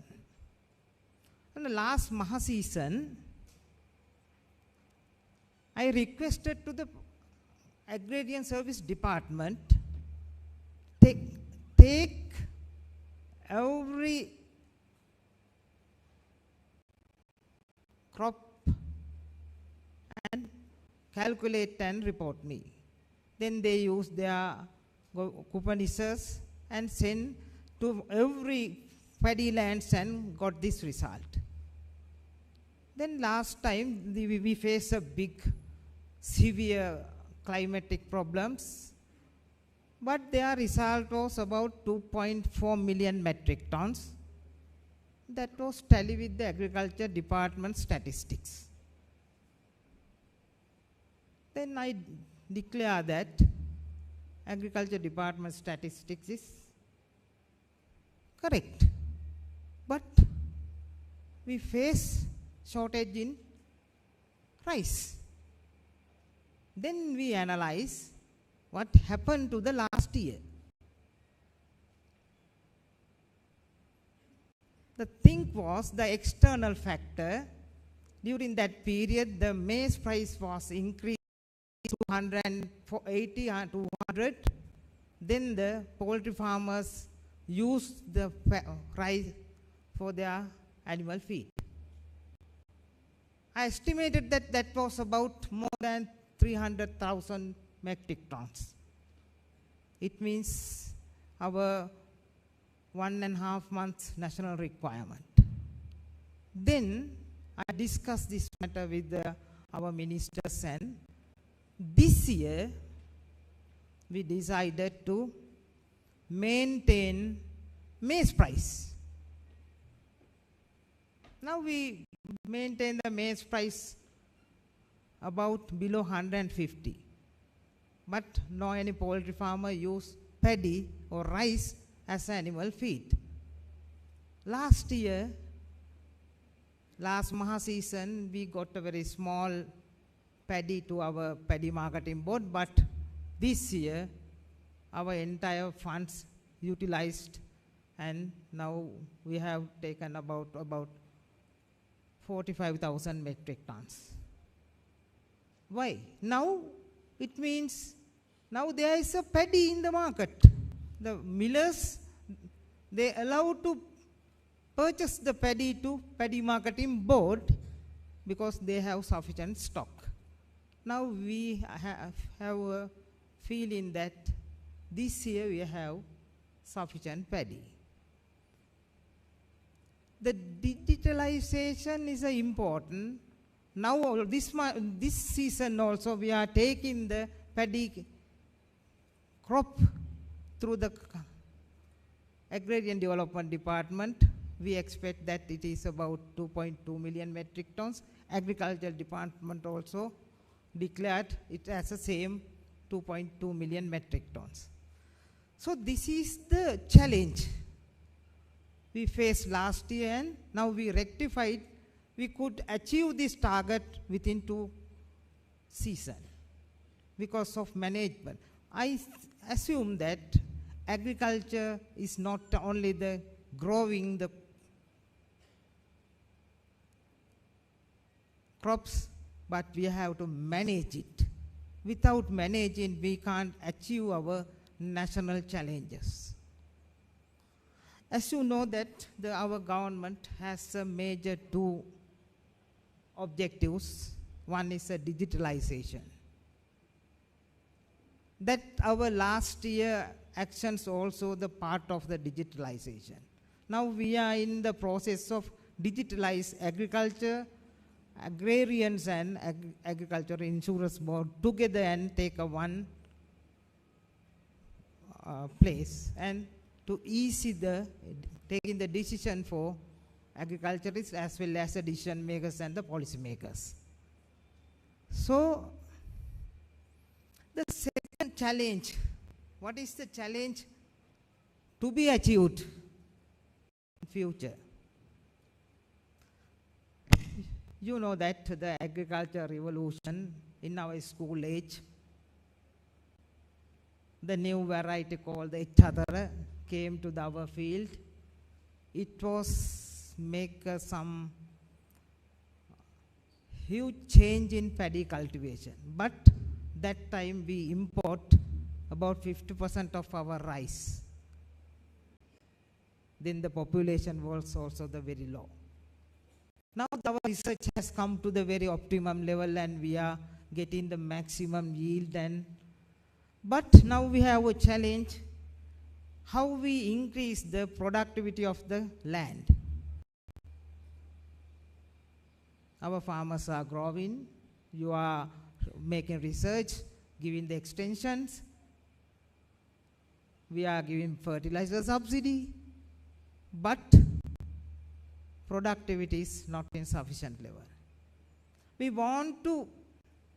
We are giving the fertilizer, but I don't know whether these farmers are using this fertilizer to the field. That's a big challenge. Now we are trying to introduce a QR system to the farmer. Then this farmer can take only the fertilizer from our government cash. It means we can make some increase about our productivity. The agriculture department also says that they are not going to increase the lands, agricultural lands. We want to increase only the productivity of the lands. So many projects are going, but we have a big challenge. The government's new program is Praja Shakti. Its main aim to increase the wealth of the villagers, especially village consist the agricultural farmers. So I as a secretary, you as a stakeholders in agriculture sector have a responsibility to do this. Not only the increase in and extension about the agriculture, you have to increase their livelihood. You have to advise them to how to manage your finance, how to diversify your business, because without that we can't take out these farmers from this economic level. That's a big challenge, but you are the suitable team to help me and the country to get this challenge. Especially the provincial agriculture, they are the authorized person for the agriculture extension. I think AI should go to the field, not with the agricultural knowledge, with some economical and other things. This is the challenge, because as agriculture secretary, I have nominated to the steering committee. I have given the big part of this challenge. This challenge I accept because you are with me. So these are the challenges of this country. So we have to do that. Without that, agriculture is not moving to upper level. Now we are discussing about the amending some of our agriculture policies, especially some acts, to facilitate farmers as well as investors to improve this agricultural sector with new technology and the as a profit-oriented business. So I don't take more times because time has passed with the schedule agenda. So finally I say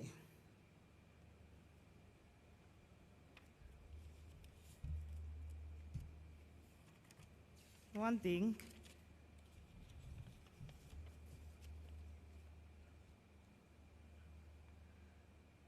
Your experience and your knowledge is important to us to formulate new policies, to formulate new strategies, to formulate new processes.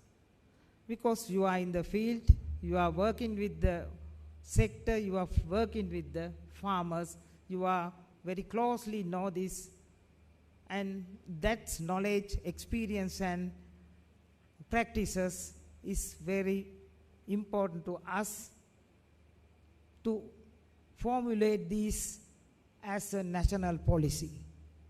I urge you to transfer these things through your department heads to us and help to develop this country and help to eradicate poverty of the people and increase the livelihood of the agriculture sector farmers. Good day. Thank you very much.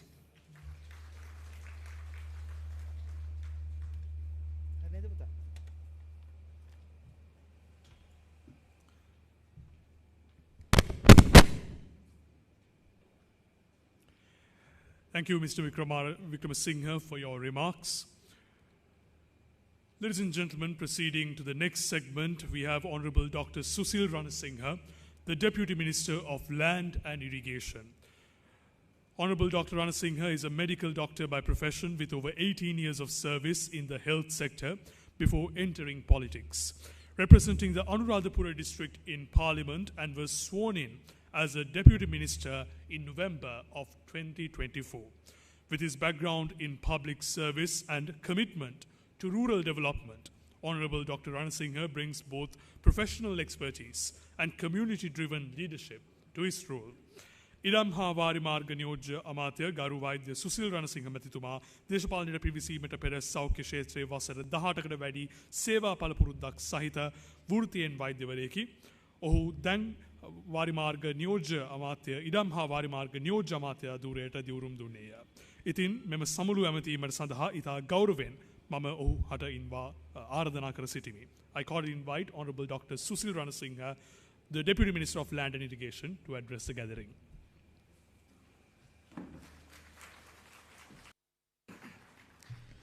සියලු දෙනාටම සුබ සන්ධ්‍යාවක්. මේ අවසරට සහභාගී වෙලා ඉන්න අපේ අමාත්‍යාංශයේ ලේකම්තුමනි, ඒ වගේම Dr.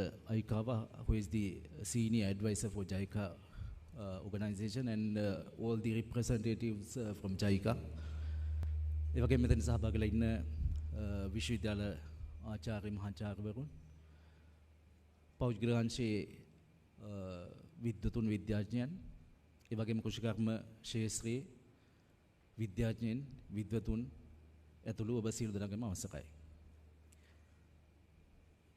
මම ගෞරවයක් කොට සලකනවා අද මේ කෘෂි විද්‍යාඥයන් හමුවේ වචන කීපයක් කතා කරන්න ලැබීම ගැන. ඒ වගේම මෙවැනි සමුළුවකට සහභාගී වෙන්න ලැබීම ගැන. මම හිතා කෙටියෙන් විනාඩි කීපයක් තමයි ගන්න බලාපොරොත්තු වෙන්නේ. අපේ ලේකම්තුමාගේ කතාවට වැඩි මනක් විදිහට යමක් එකතු කරන්න තමයි මම බලාපොරොත්තු වෙන්නේ. මෙතන පාර්ශ්ව කීපයක් ඉන්නවා. එකක් තමයි මේ ප්‍රමුඛතම පිරිස තමයි මේ කෘෂි ශාස්ත්‍රයේ විද්‍යාඥයින් විද්වතුන්.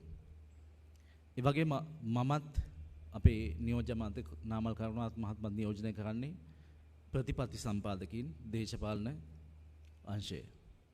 ඒ වගේම අපේ ලේකම්තුමා ඇතුළු මෙතන ඉන්නවා අපේ අමාත්‍යාංශයේ අතිරේක ලේකම්වරුන් සහ කෘෂිකර්ම දෙපාර්තමේන්තුවේ ඉහළම නිලධාරීන් ඒ සියලු දෙනා නියෝජනය කරන රාජ්‍ය සේවය, රාජ්‍ය යාන්ත්‍රණය. ඒ වගේම ජෛක ආයතනයේ නියෝජිතයින් මෙතන ඉන්නවා. ඔවුන් නියෝජනය කරන්නේ විදේශ ආයතන අපිට දැනුම, මුදල්, අත්දැකීම් ගන්න පුළුවන් අංශ විදිහට, සම්පත් විදිහට. ඒ වගේම මෙතන පෞද්ගලික අංශය ඉන්නවා. ඔවුන් වෙළඳ පොළ කළමනාකරණ අංශය. අංශ කිහිපයක් ඉන්නවා. දැන් අපි රටක් විදිහට ගත්තොත් අපේ රට බංකොලොත් වෙච්ච රටක්. දැන් බංකොලොත් භාවයෙන් මිදිලා යන්තම් හිස ඔසෝමින් ඉන්නවා. නිල වශයෙන් බංකොලොත් භාවයෙන් මුදාගත්තේ අපි පහුගිය දෙසැම්බර් මාසේ. දැන් නිල වශයෙන් බංකොලොත් නැහැ. ආර්ථිකය ස්ථාවරත්වයට ඇවිල්ලා තියෙනවා. අපි ආර්ථිකයේ විදිහට අපි හිමින් හුස්ම ගනිමින් නැගිටමින් ඉන්නවා. අපි ඉන්නේ IMF ෆ්‍රේම්වර්ක් එක. 2027 දෙසැම්බර් මාසේ IMF ෆ්‍රේම්වර්ක් එක මේ IMF ඇග්‍රීමන්ට් එක එකඟතාවයේ අවසන් වෙනවා. 2028 සිට අපි ණය ගෙවිය යුතු ආර්ථිකයක් බවට, ණය ගෙවිය හැකි ආර්ථිකයක් බවට පත් වෙන්න ඕනේ. 2028 අවුරුද්ද ඉවර වෙනකොට අපි රටක් විදිහට ඩොලර් බිලියන 15ක විදේශ සංචිතයක් තබා ගන්න ඕන මේ අභියෝගයට මුහුණ දෙන්න. දැන් තියෙන ඩොලර් බිලියන 6.1යි. අපේ රටේ කෘෂි කර්මාන්තය ගත්තොත් ප්‍රධානතම කර්මාන්තයක් අපේ රටේ ජනතාවගෙන් වැඩි හරියක් ඉඩම් වලින් වැඩි පංගුවක් මම හිතන්නේ කෘෂි කර්මාන්තය සඳහා වෙන් කළ තියෙන්නේ. ගොවියෝ ගත්තොත් කෘෂි කර්මාන්තයේ යෙදෙන කට්ටිය ගත්තොත් වැඩි හරියක් දුප්පත්. අපි ගමක ගිහිල්ලා අවුරුදු 50ක් 60ක් 65ක් වෙන තාත්තා කෙනෙක් 100 කෙනෙක් අහලා බැලුවොත් වාගෙන් කොච්චර කාලයක් ගොවිතැනේ යෙදෙනවද කියලා අවුරුදු 10න් 11න් තමයි කුඹුරට බහැලා තියෙන්නේ, ගොවිතැනට බහැලා තියෙන්නේ. පොඩි කාලේ ඉඳලා කුඹුරේ තමයි.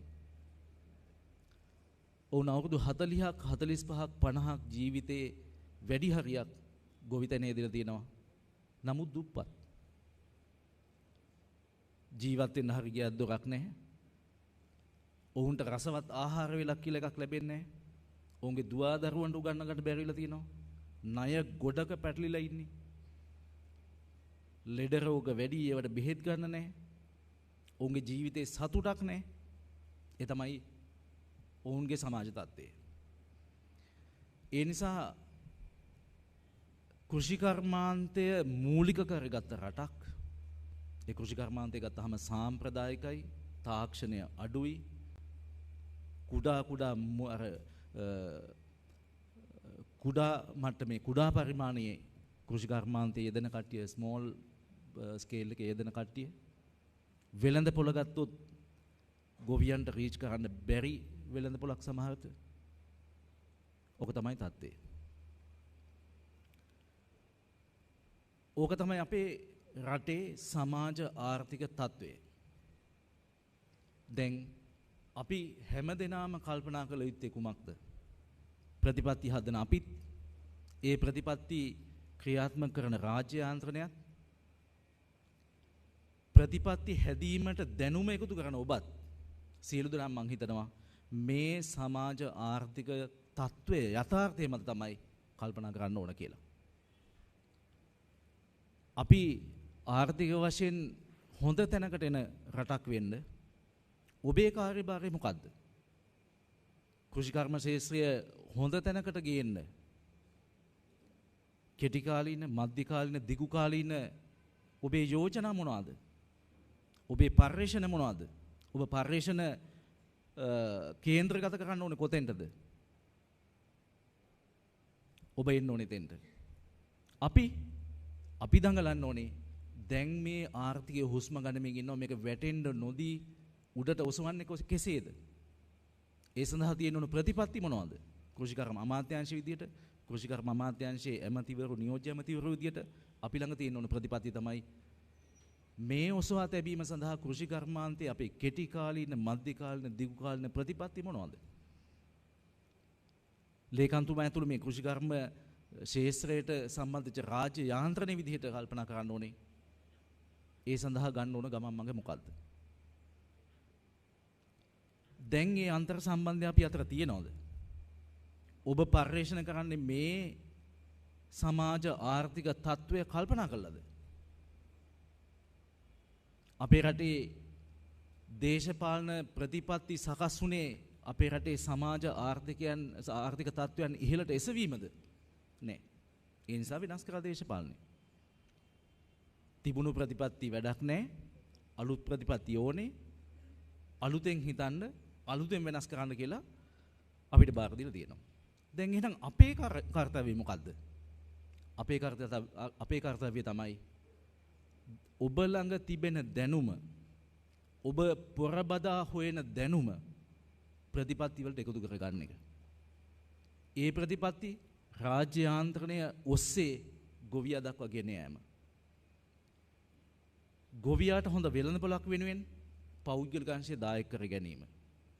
ඒ සියල්ල අපේ දැන් අපේ රටේ තිබෙන සමාජ ආර්ථික යථාර්ථයේ මත පදනම් වෙන්න ඕනේ. මේ අංශ 3-4 විසිරලා හිටියොත් ඔබ වෙනම පරිශ්‍රණ කරනවා, ඔබ විෂයානුබද්ධව පරිශ්‍රණ කරනවා, ඒවා පේපර්ස් විදියට එනවා, ඒවා කොහේ හරි පබ්ලිෂ් වෙනවා. දැනුමට හොඳයි. දැනුම, වැදගත් දැනුම. අපි ළඟ ප්‍රතිපත්ති තියෙනවා, හෝ නැතුව දුවනවා, අපි වෙනම යනවා. රාජ්‍යාන්ත්‍රණය වෙනම දුවනවා. පෞද්ගලික අංශය ඔවුන්ගේ ගමන් මඟ යනවා. මං හිතන්නේ රටක් දියුණු වෙයි කියලා. ඒ නිසා අපි හිතනවා අපි ප්‍රතිපත්ති සම්පාදකයන් විදිහට, ඒ තමයි අපිට පැවරලා තියෙන රාජකාරිය, ඒ තමයි අපේ මැන්ඩේට් එක. අපිට ප්‍රතිපත්ති හදන්න, තිබෙන සමාජ ආර්ථික තත්ත්වය ගොඩ ගැනීම සඳහා ප්‍රතිපත්ති හදන්න කියලා තමයි අපිට බාර දීලා තියෙන්නේ. අපේ ප්‍රතිපත්ති සකස් විය යුතුයි කියලා අපි හිතනවා. කෘෂිකර්ම ශාස්ත්‍රය නම් ඔබේ දැනුම සහ අත්දැකීම් ඒකාබද්ධ කරගෙන. ඔබේ දැනුම, අලුත් දැනුම නැතුව අපි හදන ප්‍රතිපත්ති නිකන් කොළ කැලි විතරයි. ඒ ප්‍රතිපත්ති සමන්විත වුණොත් මේ තිබෙන සමාජ ආර්ථික තත්ත්වය ගොඩනැගීම සඳහා වෙච්ච කෙටි කාලීන, දීර්ඝකාලීන, මධ්‍යකාලීන, දීර්ඝකාලීන සැලසුම් සමග රාජ්‍ය යාන්ත්‍රණය හරහා අපිට අපේ ගොවියන්ට ගෙන යන්න පුළුවන්. අපේ රටේ දැන් ඉන්න පෞද්ගලික අංශය, කෘෂි ශාස්ත්‍රයට සම්බන්ධ පෞද්ගලික අංශයේ ඉන්න තත්ත්වය, ඒ තියෙන අවස්ථාවන් අපි සලකා බැලුවොත්, අපි ලින්ක් කරගත්තොත් අපිට ගොවියට හොඳ ආදායමක් සහතික කරන්න පුළුවන්. ඒ නිසා මම හිතනවා මේ පාර්ශ්ව කීපය එකතු වෙලා දේශපාලන අධිකාරියත්, ඔබ වැනි විද්‍යාඥයන් දැනුම එකතු කරන්නන්, රාජ්‍ය යාන්ත්‍රණය, පෞද්ගලික අංශය, ඒ වගේම තමයි අපිට දැනුම, අත්දැකීම් මූල්‍යකරණයට වැදගත් වෙන විදේශ ජයිකා වෙන විදේශ ආයතන ගොඩක් තියෙනවා, රටවල් ගොඩක් ඉන්නවා. ඔවුන්ගේ උපරිම දායකත්වය, උපරිම වාසිය අපි ගත්තොත් අපිට රටක් විදිහට ඉස්සරහට යන්න පුළුවන් වෙයි කියලා. මේ කියන සන්දර්භය, මේ කියන කතාව මේ දක්වා අපේ රටේ වුණා නම් අපි බංකොලොත් රටක් බවට පත් වෙන්නේ නැහැ. ලෝකේ බංකොලොත් උනේ රටවල් කීයද? රටවල් 4ක් හෝ 5ක්. අවාසනාවට අපි ඒ ඇතුලේ. බංකොලොත් වෙන්න ඕනේ රටක්ද? බංකොලොත් වෙන්න රටක් නෙවෙයි. ඒ නිසා මං හිතනවා, මං ආරාධනා කරනවා අද මේ සමුළුවට ආවෙම මේ පණිඩ කියලා යන්න. අපි ප්‍රතිපත්ති හදන්න ඔබත් එක්ක එකතු වෙන්න ලෑස්ති. එකතු වෙන්න ලෑස්ති. හැබැයි ඔබත් දැනුම කියන එක අපේ සමාජ ආර්ථික යථාර්ථයේ මත ඒක දිහා බලාගෙන දැනුම එකතු කරන්න ඕනේ. ඒ මත පදනම් ඒවා එකතු කරගත්ත ප්‍රතිපත්තියක් අපි අදාගත්තොත් අපිට පුළුවන් අපේ කෘෂි කර්මාන්තය දියුණු කරන්න. ඒ නිසා අපි එමෙතිවරු, නියෝජ්‍ය එමෙතිවරු විදිහට මේ කෘෂි කර්ම අමාත්‍යාංශයට ප්‍රතිපත්ති හදන කණ්ඩායම් විදිහට අපි බොහොම කැමැත්තෙන් බලාගෙන ඉන්නවා. අපේ රටේ පෞද්ගලික අංශයත්, අපේ රටේ කෘෂි විද්‍යාඥයොත්, ඒ වගේම විදේශ රටවල විද්‍යාඥයෝ සහ සංවිධාන සමග ඒකාබද්ධව අපේ රට මේ තිබෙන සමාජ ආර්ථික යථාර්ථයට ගැලපෙන ප්‍රතිපත්ති හදලා අපේ රට ගොඩ ගන්න. ඒ නිසා මං හිතනවා මේ අදින් පස්සේ අපිට පුළුවන් වෙයි සාකච්ඡා කරන්න. අපිට පුළුවන් වෙයි පරිශීලනය කරන්න ඔබේ සංගරා, ඔබේ පුවත්පත්, ඔබේ ප්‍රකාශන. අපිට පුළුවන් වෙයි ඔබත් එක්ක කතා කරන්න, ඔබ නිල වශයෙන් කැඳවන්න, සාකච්ඡා කරන්න කොහොමද මේ දේවල් කරන්න කියලා. අපේ රට බංකොලොත් වීම අවස්ථාවක් හදලා දීලා තිනවා ඒ තැනට එන්න කියලා. තව දුරටත් විද්‍යාඥයන් එක පැත්තක, ප්‍රතිපත්ති සම්පාදකයන් එක පැත්තක, පෞද්ගලික අංශ එක පැත්තක, රාජ්‍යාන්තරනේ ඔහේ තව තැනක තියන්නේ නැතුව ඒක අබද්ධ වෙලා රට ගොඩ ගන්න කියන අවස්ථාව දැන් නිර්මාණය කරලා තියෙන්නේ. මේ අවස්ථාවේ මොනවද කළ යුතු වෙන්නේ කියන එක අපි සාකච්ඡා කරලා එකතු වෙලා එක හමුු වෙලා හදන්න ඕන කියලා අපේ විශ්වාසය. ඒ නිසා මම නැවතත් ඒ සඳහා අපි විවෘතයි, අපිට උවමනාවක් තියෙනවා, අපි කැමැත්තෙන් ඉන්නවා. ඔබේ වෘත්තීයභාවය, ඔබේ දැනුම එකතු කිරීමේ කුසලතාවය, ඔබේ අත්දැකීම් අපි පිළිගන්නවා. ඒට වටිනාකමක් දෙන්න ලෑස්ති. අපි ඊටමත් අගය කොට සලකනවා. ඒ තුලින් අපි රට ඉස්සරහට ගෙනියන්න ඔබත් අපත් එකතු වෙමු කියන ආරාධනාව හැඟීම්බරව ආරාධනා කරමින් මගේ කතාව අවසන් කරන්න. බොහොම ස්තුතියි.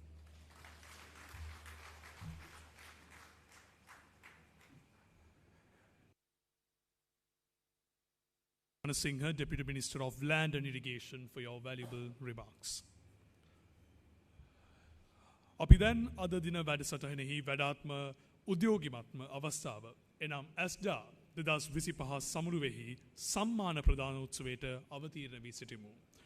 We have now come to the most exciting event of ASDA 2025, that is the awarding ceremony. We kindly invite Dr. W.A.R.T. Wickramarachchi, Director General of Agriculture and Chairman of ASDA 2025, to the stage to receive the medals, awards and plaques from the sponsors of ASDA 2025.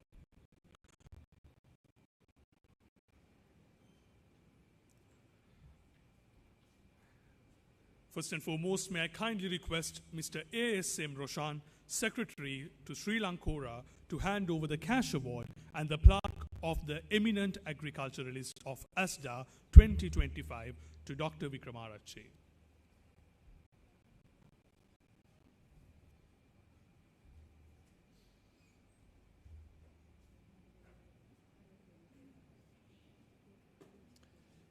Could we have a round of applause, ladies and gentlemen?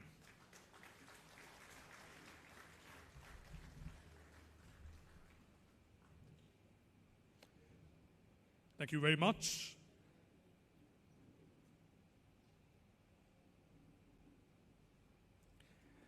May I now cordially invite Mr. Anjana Leelaratna, the Deputy Managing Director of CIC Agribusiness Private Limited, to hand over the gold medal for the best agriculturalist to Dr. Wickramarachchi.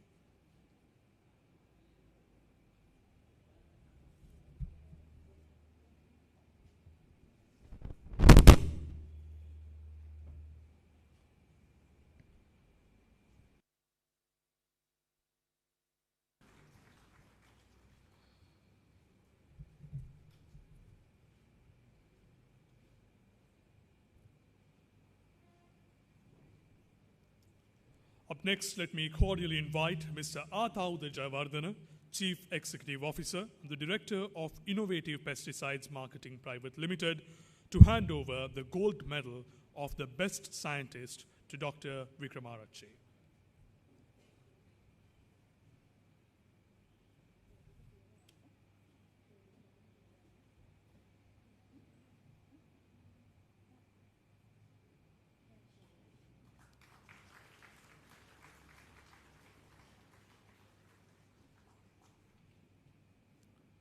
Thank you. May I now cordially invite Dr. Park Pyung, Director of Copia Sri Lanka, to hand over the cash awards to Dr. Wickramarachchi.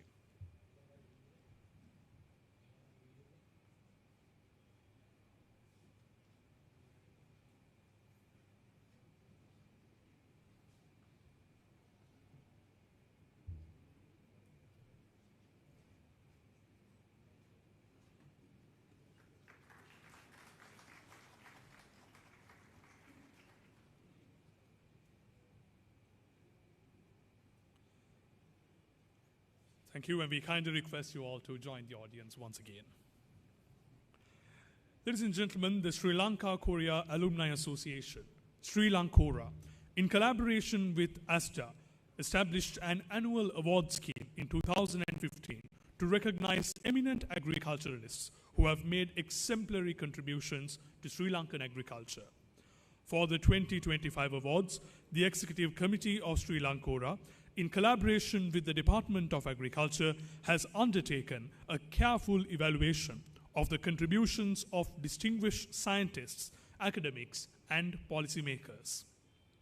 Based on this assessment, one outstanding individual will be honored with the Sri Lankora Lifetime Achievement Award 2025. I invite the audience to view the video biography of the Sri Lankora Eminent Agriculturalist of Asda 2025.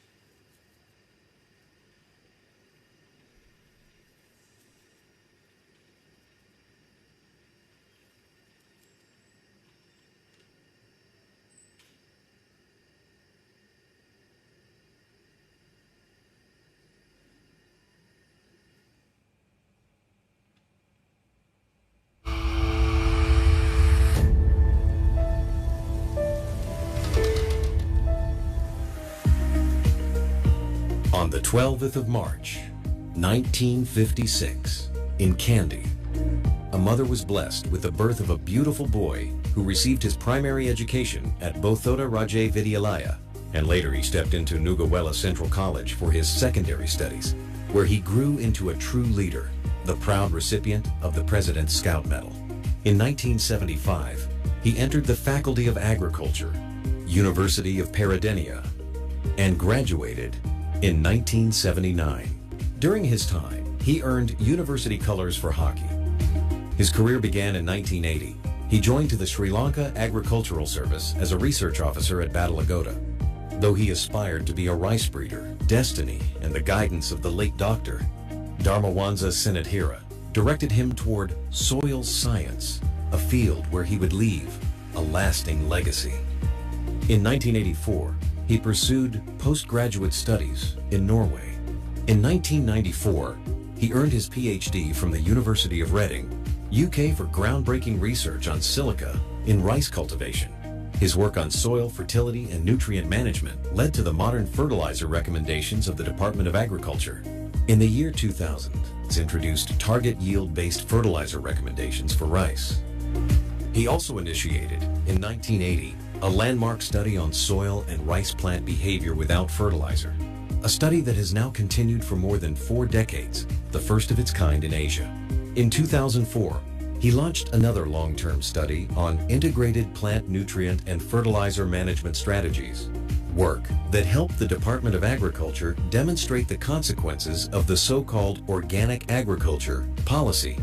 His pioneering research also introduced vital practices, the use of paddy husk charcoal, and the method of deep plowing in paddy cultivation, both of which transformed soil health and boosted rice productivity. He also led pioneering research on single superphosphate fertilizer from Epawala apatite, proving its effectiveness in rice farming in collaboration with Lanka Phosphate Limited. His leadership extended nationwide, chairman of fertilizer recommendation committees, member of the National Fertilizer Advisory Committee, coordinator of the soil testing program of the Department of Agriculture. Internationally, he worked with UNDP, FAO, GEF, and GGGI on major agricultural projects. He was a teacher, a mentor, and a true leader. As president of the Soil Science Society of Sri Lanka, he shaped its future. At the Postgraduate Institute of Agriculture, he served as lecturer and board member while guiding young scholars as a supervisor and examiner across universities island-wide. He advanced research as the editor of the Soil Science Society Journal and was honored as a fellow of the Sri Lanka Institute of Agriculture. His career within the Department of Agriculture was equally remarkable, serving as Research Officer, Deputy Director of Research at RRDI, Badalagoda, Acting Director of Horti, and the Director of NRMC. We gratefully acknowledge your exemplary service rendered to the agricultural development of the country. Sri Lankan Kora is honored to confer this prestigious lifetime award in 2025 goes Dr. W.M.A. D.B. Wickramasinghe.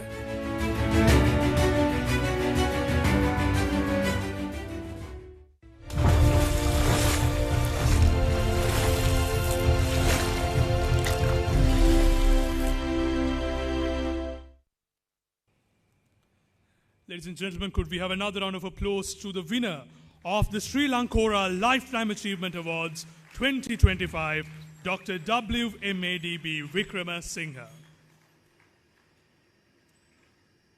With that, I would now like to invite the following dignitaries to take your seats at the stage. Honorable Mr. Namal Karunaratne, Deputy Minister of Agriculture and Livestock. Honorable Dr. Susil Ranasinghe, Deputy Minister of Land and Irrigation. Mr. D.P. Wickramasinghe, Secretary, Ministry of Agriculture, Livestock, Land and Irrigation. Dr. W.A.R.T. Wickramarachchi, Director General of Agriculture and Chairman of Asda 2025. Professor T. Sivasanthavel, the Editor-in-Chief of Asda 2025.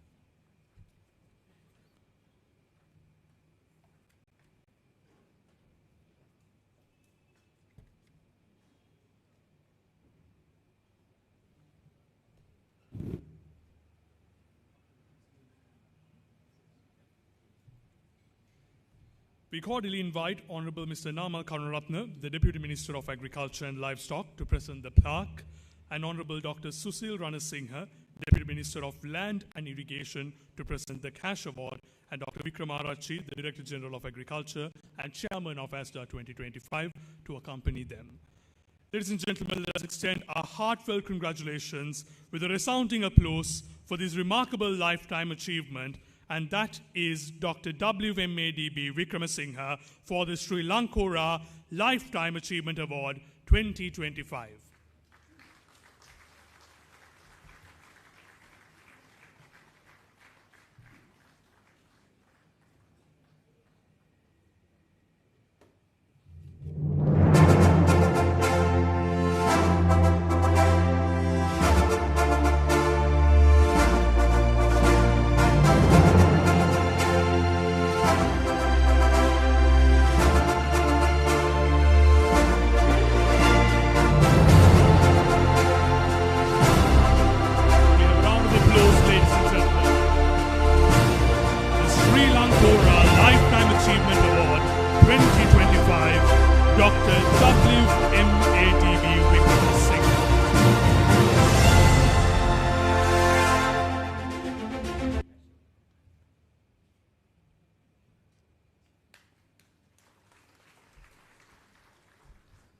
Thank you very much. Gentlemen, you may now take your seats.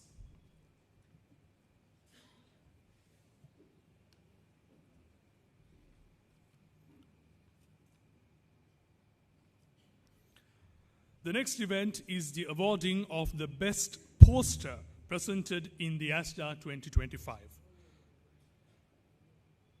Ladies and gentlemen, the Best Poster Award for Asda 2025 is for the poster titled Nutritional Enhancement and Waste Reduction Fortifying Bread with Avocado Seed Flow, authored by Dr. H.R.P. Fernando et al. We cordially invite Honorable Mr. Namal Karunaratne, Deputy Minister of Agriculture and Livestock, to present the certificate, and Honorable Dr. Susil Ranasinghe, Deputy Minister of Land and Irrigation, to present the cash award.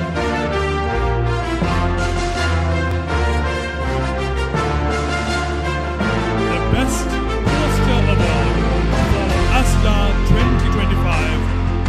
delivered by Dr. H.R.P. Fernando et al.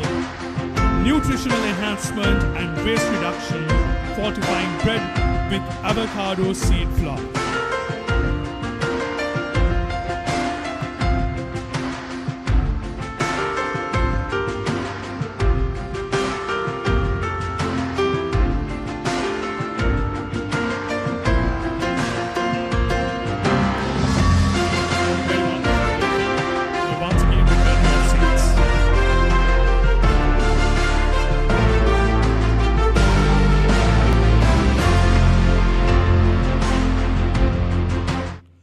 Now, I cordially invite Senior Professor T. Sivanandavale, Editor-in-Chief of Asda 2025, to express his views and announce the best paper of Asda 2025.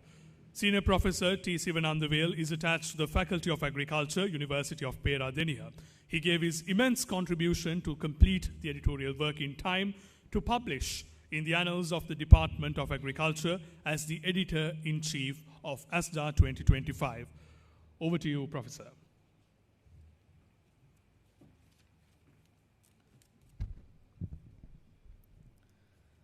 Good evening, Honorable Ministers for Agriculture and Livestock and Land and Irrigation, Secretary to Ministry of Agriculture, Director General of Agriculture, ladies and gentlemen. It has been both a great honor and privilege for me to serve as the Editor-in-Chief of the Annals of the Sri Lanka Department of Agriculture 2025. My presence here is not only a reflection of this responsibility, but also a symbol of the long-standing collaborative friendship between the Department of Agriculture and our universities, particularly the University of Peradeniya.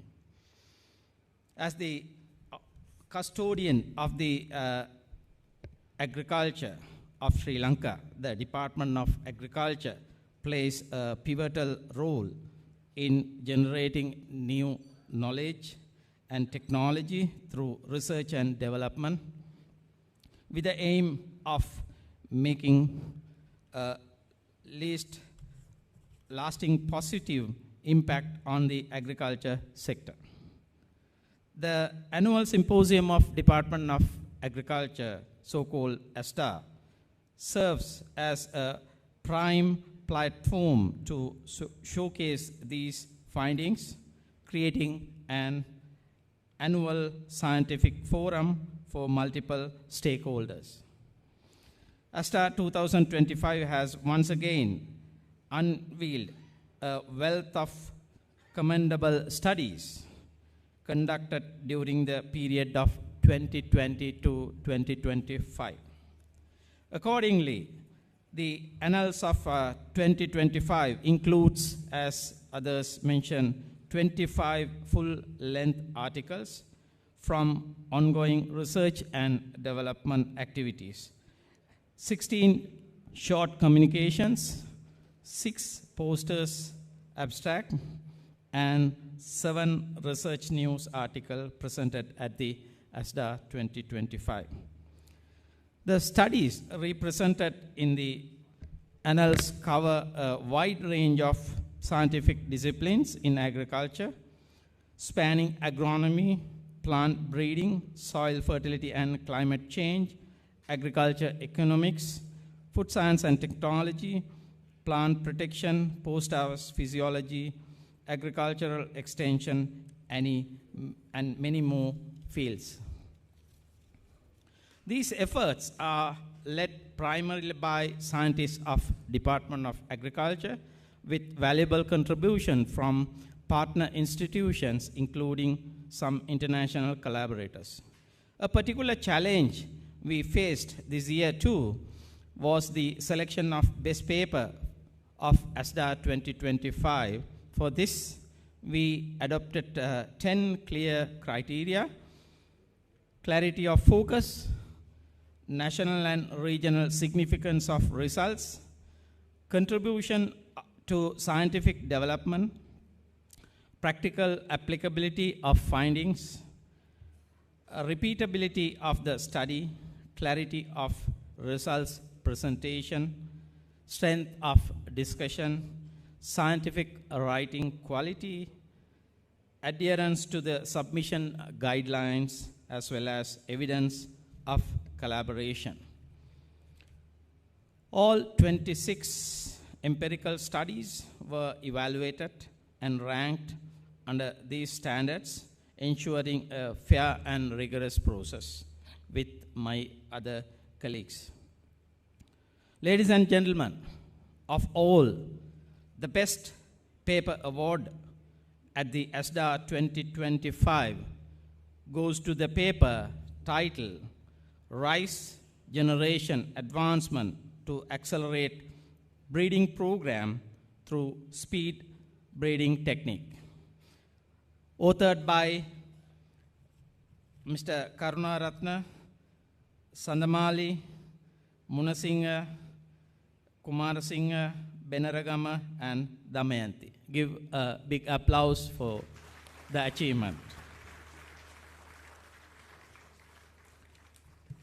I wish to extend my heartfelt appreciation to all authors and independent reviewers whose dedication, generosity, and timely response made this publication possible.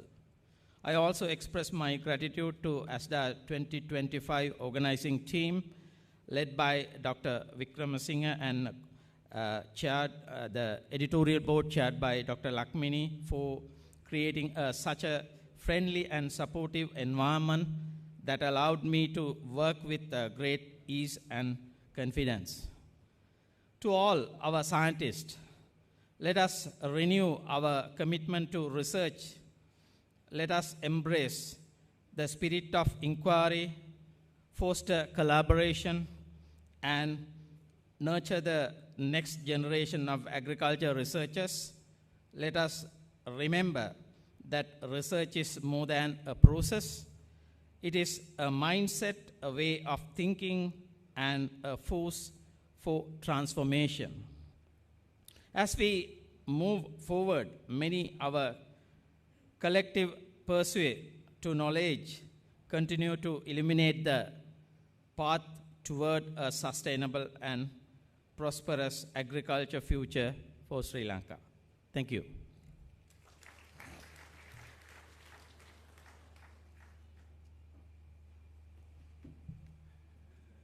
Thank you, Professor. We cordially invite Honorable Mr. Nama Karunaratne, Deputy Minister of Agriculture and Livestock, to present the certificate, and Honorable Dr. Susil Ranasinghe, Deputy Minister of Land and Irrigation, to present the Cash Award, and Dr. Vikramarachi, the Director General of Agriculture and Chairman of Asda 2025, to accompany them as they award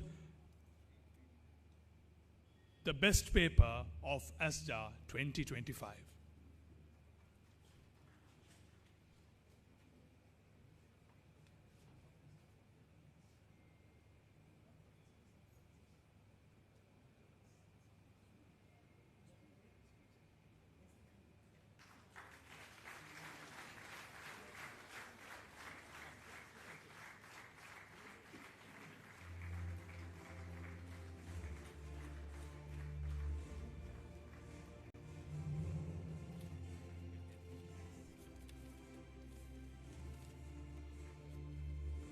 The Best Paper Award of Asda 2025, the paper titled Rice Generation Advancement to Accelerate Breeding Program Through Speed Breeding Techniques, authored by Mr. KGPB Karunaratne, Sandamali, M. Munasinghe, HMAI Kumarasinghe, C. Benaragama, and MMN Damayanti. Thank you very much, ladies and gentlemen. Now I would like to invite Dr. Jeevani Dilugoda, an executive committee member of the awards, to hand over the names of the award winners of the Best Agriculturalist and the Best Scientist to Dr. W.A.R.T. Vikramarachi, Director General of Agriculture and Chairman of Asda 2025.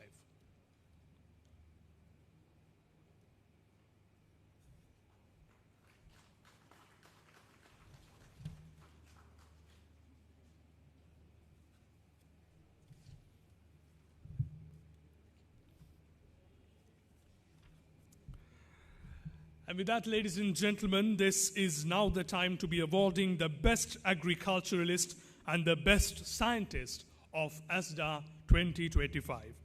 This event has been practiced since the inception of Asda.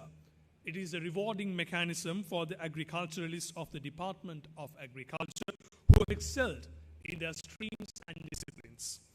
Their service to uplift the agriculture in the country is immense, and hence their appreciation should not be overlooked. This time also a best scientist and a best agriculturalist have been identified. This award for the best scientist is presented to the best researcher for his or her uninterrupted scientific endeavor contribution to agriculture while promoting the career. The best agriculturalist, on the other hand, takes the technology to the farmer and to other stakeholders and does an unmatched service to the nation. That is why both of them are presented with gold medals. In accordance with the customs of the annual Symposium of the Department of Agriculture, Asda 2025 has selected the best scientist and the best agriculturalist of the year by an eminent panel of judges comprising of Dr. K.A.C.H.A. Kotalawala, the Director General, the Department of Animal Production and Health, Professor D.K.N.G. Pushpakumara, the Director of Postgraduate Institute of Agriculture, University of Peradeniya, Mrs. Chamila Kumari Amarakun, the Deputy Chief Secretary of the Provincial Council, the Central Province, Mr. Athauda Jayawardena, Chief Executive Officer, Director of Innovative Pesticides Marketing Private Limited, Mr. Varuna Madavanarachi, Managing Director, CIC Agribusinesses Private Limited, and other guests. Could we have a round of applause, ladies and gentlemen, for those involved in the selection of the best agriculturalists and the best scientists. Now I would like to cordially invite Honorable Mr. Nama Karunaratne, Deputy Minister of Agriculture and Livestock, and the Honorable Dr. Susil Ranasinghe, Deputy Minister of Land and Irrigation, and Mr. D.P. Vikramasinghe, Secretary to the Ministry of Agriculture, Livestock, Land and Irrigation, to present the gold medal, certificate, and the cash awards respectively. Other dignitaries are also kindly invited to join in presenting the honors. So, ladies and gentlemen, the best agriculturalists. Born in Hindagolla, Kurunagala, he rose to the global stage of agriculture through vision, drive, and innovation.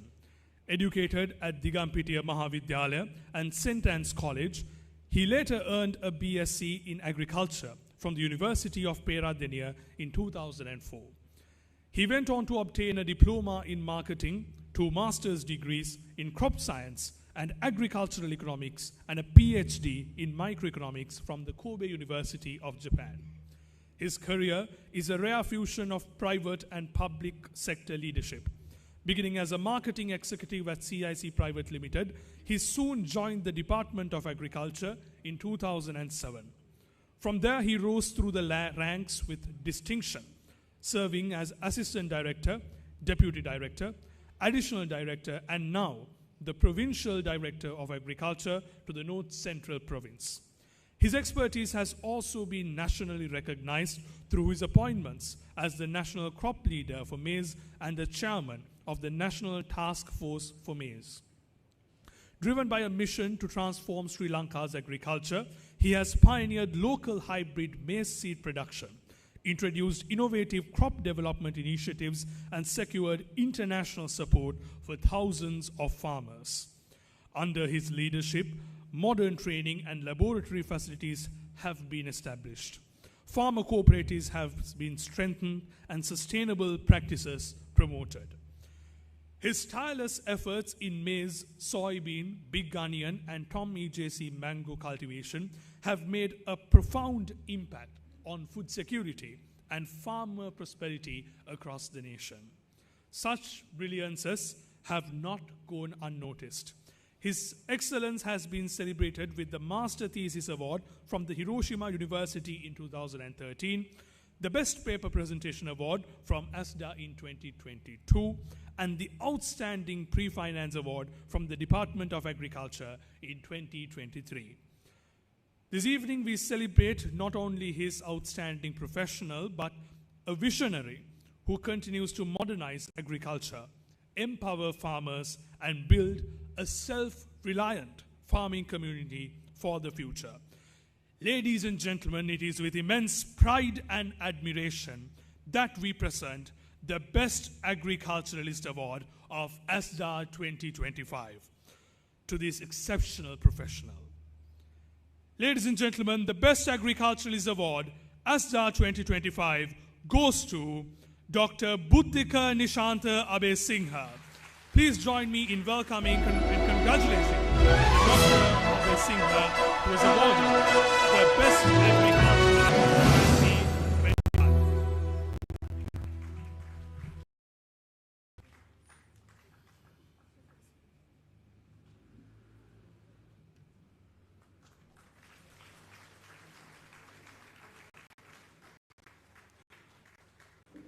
Ladies and gentlemen, a big round of applause for the Best Scientist Award winner of Asda 2025, Dr. Kamal Nishanta, Dr. Buddhika Nishanta Abesingha. I spoiled the secret for you.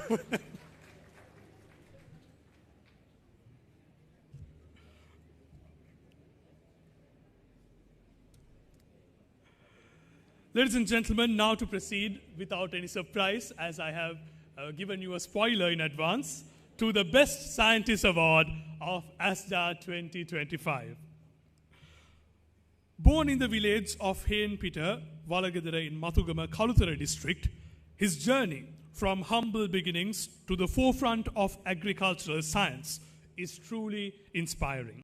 His educational path began at CWW Kanangara Central College, the first central college established under Sri Lanka's free education system, and continued at the University of Peradeniya, where he earned his Bachelor of Science honours in agriculture. He further advanced his expertise with a master's in vegetable breeding and biotechnology from Punjab Agricultural University, India, and a PhD in plant breeding from the Postgraduate Institute of Agriculture, the University of Peradeniya. Since joining the Department of Agriculture in 1996, he has dedicated nearly 3 decades to agricultural research, specializing in chili breeding and vegetable improvement. His pioneering efforts have resulted in the development of several high-yielding crop varieties, including 7 popular chili varieties and an ash gourd variety. Notably, he developed the Department of Agriculture's first chili hybrid MICH-HY1, which made history as its seeds were exported to Bangladesh, a landmark achievement in Sri Lanka's international seed trade in 2025. As principal investigator of nationally and internationally funded projects, his leadership has driven remarkable progress, from hybrid seed production systems generating over 30 million rupees annually to cutting-edge breeding technologies supported by COPIA and AFACI. His work has directly benefited over 100,000 farming families, strengthening national food security and enhancing rural livelihoods. Beyond research, he has been an inspiring mentor, a supervisor, and a trainer to countless students and an extension officers, sharing knowledge through publications, training manuals, and mass media.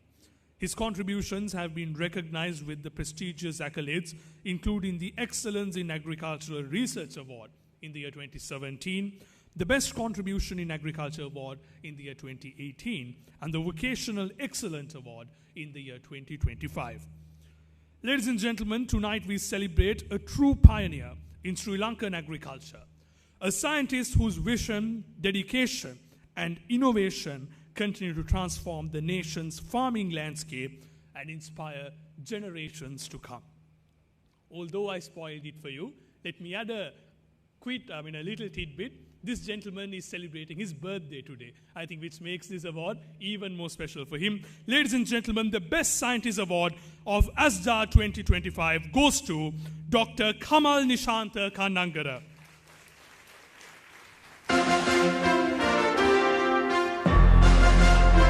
join me in warmly congratulating Dr. Kanangara, awarded with the Best Scientist of Asda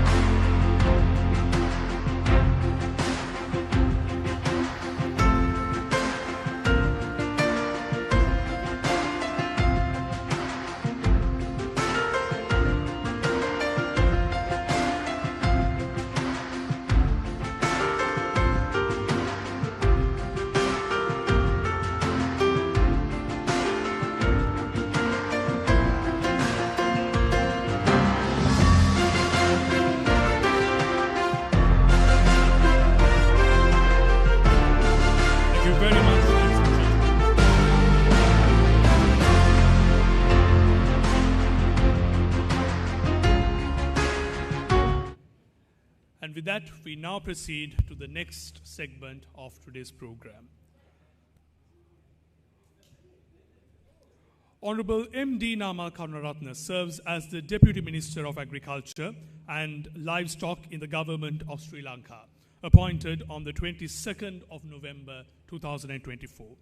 Before his ministerial role, Mr. Karunaratne was the national organizer of the All Ceylon Farmers Federation, where he advocated for farmers' rights, facilitated community-based agriculture initiatives, and addressed challenges affecting the agrarian sector. His career reflects sustained engagement in policymaking, agricultural advocacy, and leadership in initiatives aimed at improving productivity and supporting Sri Lankan farmers. Garu Namal Karunaratne Matituma, Sri Lanka Rajye Krushikarma Ha Pashu Sampat Niyoja Amatiwarya lesa 2024 වර්ෂයේ November 22 වන දින පත්වන ලදී. ඔහුගේ අමාත්‍ය ධූරයට පෙර කරුණාරත්න මහතා සමස්ත ලංකා ගොවි සම්මේලනයේ ජාතික සංවිධායකවරයා වූ අතර එහිදී ඔහු ගොවීන්ගේ අයිතිවාසිකම් වෙනුවෙන් පෙනී සිටියේය. කෘෂිකාර්මික අංශයට බලපාන අභියෝග ආමන්ත්‍රණය කළේය. ප්‍රතිපත්ති සම්පාදනය, කෘෂිකාර්මික උපදේශනය, ඵලදායීතාවය වැඩි දියුණු කිරීම සහ ශ්‍රී ලාංකික ගොවීන්ට සහාය වීම අරමුණු කරගත් ක්‍රියාකාරකම් වලට මූලිකත්වයක් ගැන කටයුතු කිරීම ඔහුගේ වෘත්තීය ජීවිතය මනාව පිළිබඳ කරයි. It is my honor to invite Honorable Mr. Namal Karunaratne, Deputy Minister of Agriculture and Livestock, to address this gathering.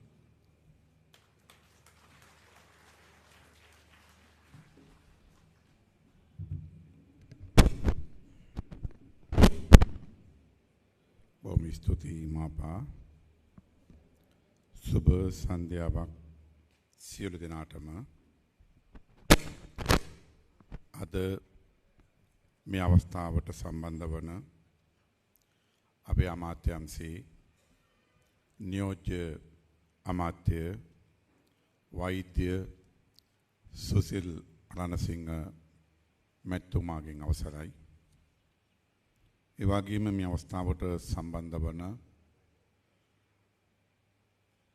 අපේ අමාත්‍යංශයේ ලේකම්තුමා ඩී.පී. වික්‍රමසිංහ මහත්මයා, ඒ වගේම මේ අවස්ථාවට සම්බන්ධ වන වේදිකාවේ ඉන්න අපේ කෘෂිකර්ම අධ්‍යක්ෂ ජෙනරාල් තුෂාර වික්‍රමාරච්චි මහත්මයා, ඒ වගේම මහාචාර්ය ශිවානන්ද මහත්මයා ඇතුළු වේදිකාවේ ඉන්න සියලු දෙනාගෙන්මත්, ඒ වගේම මේ අවස්ථාවට සම්බන්ධ වන ජයික ආයතනයේ ප්‍රධාන සම්බන්ධීකාරක උපදේශක ડોક્ટર අයිකාවා මහත්මයා ඇතුළු ඒ විදේශ දූත මණ්ඩල වලින් අවසරයි. ඒ වගේම අපේ අමාත්‍යංශයේ අතිරේක ලේකම් වරුවරියම් පෙපුල්රත්නායක මහත්මිය, අජිතා මහත්මිය ඇතුළු අතිරේක ලේකම් තුමන්ලා තුමියන්ලගෙන්, ඒ වගේම කෘෂිකර්ම දෙපාර්තමේන්තුවේ සහකාර්ය අධ්‍යක්ෂ ජනරාල් සමන්ත මහත්මිය, ඒ වගේම අපේ පසු ක්ෂේත්‍රයේ අධ්‍යක්ෂ ජනරාල් තුමිය ආචාර්ය කොතලාවල මහත්මිය ඇතුළු මේ අවස්ථාවට සම්බන්ධ වන අනිකුත් අධ්‍යක්ෂතුමන්ලා තුමියන්ලා, අපේ අමාත්‍යාංශයේ දෙපාර්තමේන්තු ප්‍රධානීන්, ඒ වගේම කෘෂි විද්‍යාඥයින්, අපේ අමාත්‍යාංශයට අදාළව ප්‍රතිපත්ති සම්පාදක මණ්ඩලයේ නියෝජනය කරපු මහාචාර්ය ධර්මකීර්ති මැතිතුමා, මහාචාර්ය රෝහිත ඇතුළු අපේ මහාචාර්යතුමන්ලා, ආචාර්යතුමන්ලා, ඒ වගේම පෞද්ගලික ආයතන නියෝජනය කරමින් මේ මැදපෙළියේ ඉන්න කණ්ඩායමක්ම, ඒ ආයතන ප්‍රධානීන්, කෘෂි විද්‍යාඥයින්, විද්‍යාඥවරියම් ඔබ සියලු දෙනාගෙන්ම විශේෂයෙන්ම මේ සභාවෙන් ඔබේ මගේ දකුණු අත පැත්තෙත් මගේ වම් අත පැත්තෙත් මේ ඉන්න පිරිසට වඩා විශාල පිරිසක් ඉන්නවා. මේ වෙනකොට 700ක් 800ක් විතර පිරිසක් අපේ කෘෂි ක්ෂේත්‍රයේ අද මේ වැඩසටහනත් එක්ක එකතු වෙලා ඉන්නවා. පොළොල් තිරයත් එක්ක එයි සම්බන්ධ වෙලා ඉන්නවා මෙතන ඉඩ කඩ නැති නිසා. විශේෂයෙන්ම අපේ අමාත්‍යාංශයට අදාළව කෘෂිකර්ම දෙපාර්තමේන්තුවට සම්බන්ධිත ලංකාවේ ඉන්න සුපිරිම වැඩකාරයෝ ටික සුපිරිම වැඩෝ ටික තමයි අද මෙතන එකතු වෙලා ඉන්නේ. එමනම් ඒ තත්ත්වයට එක්ක අපි අද සතුටු වෙනවා. ඔබත් එක්ක ඒකාත්මික වෙන්න අවස්ථාව ලැබීම පිළිබඳව. දැන් සෑහෙන වෙලාවක් ගිහින් තියෙන්නේ. ටිකක් වෙහෙසටපත් වෙලා ඉන්නේ.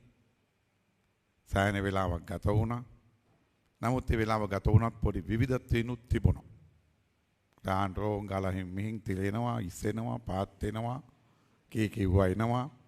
නොඑක් දේවල් ඉතින් ඒකත් එක්ක පොඩි විවිධත්වයක් තිබුණා. අපේ අයිකාවා ડોක්ටර් අයිකාවත් හොඳ දේශනයක් කරා. ඉතින් ඒ තත්ත්වයට එක්ක අවුරුද්දකට වතාවක් තමයි තමුන්නාන්සලා මේකතු වෙන්නේ. මේ 27 වෙනි සමුළුව මේ පවත්වන්නේ. ඉතින් මෙන්න මේකත් එක්ක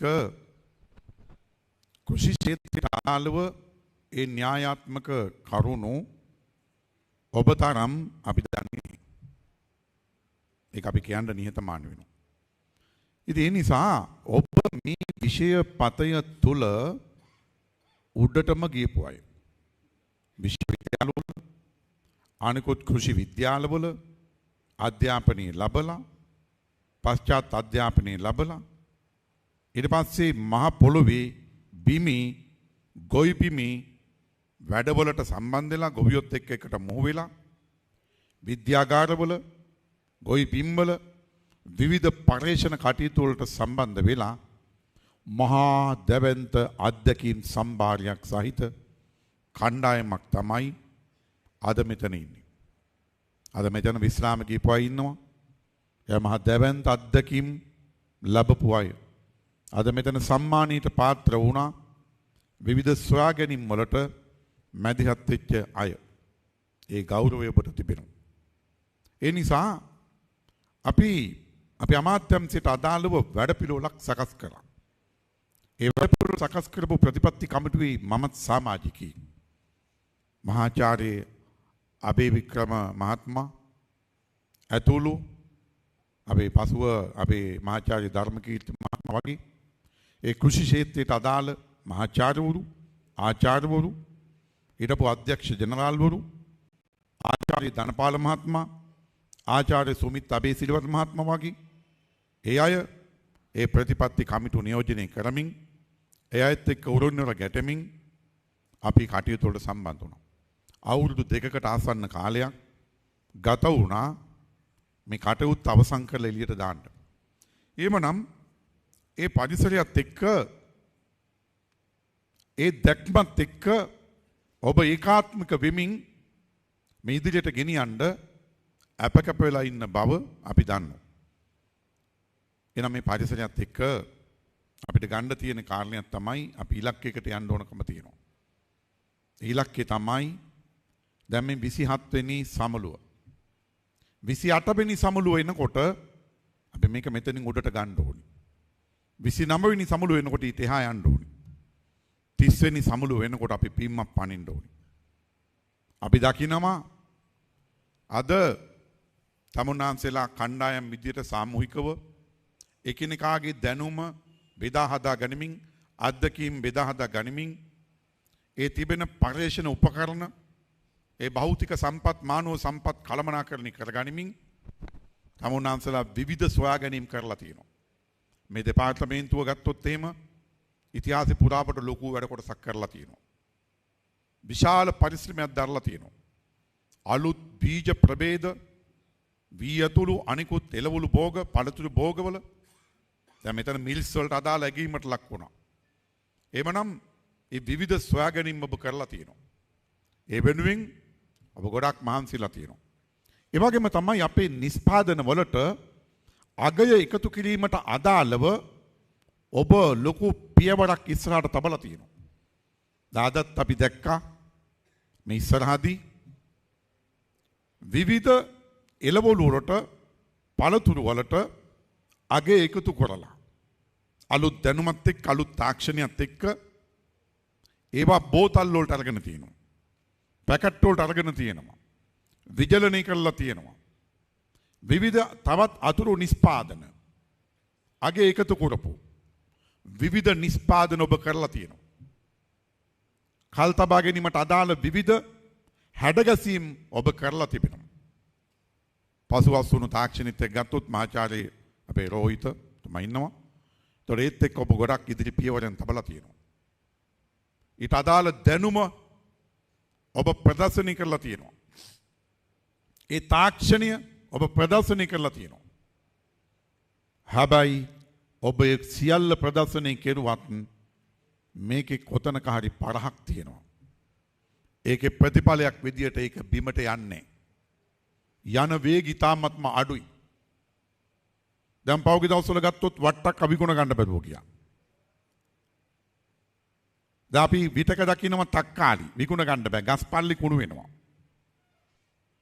අස්සුණු නෙලනක ගොවි අතහරිනවා. දැන් ලොකු ලුණු ගන්න.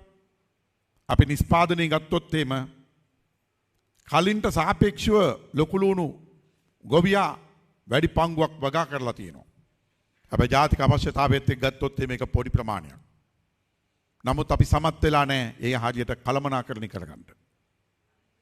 ගොවියට හොඳ මිලක් ගොවියා සතුටු වෙන තැනකට ඒක කළමනාකරණය කරගන්න අපි සමත් වෙලා නැහැ.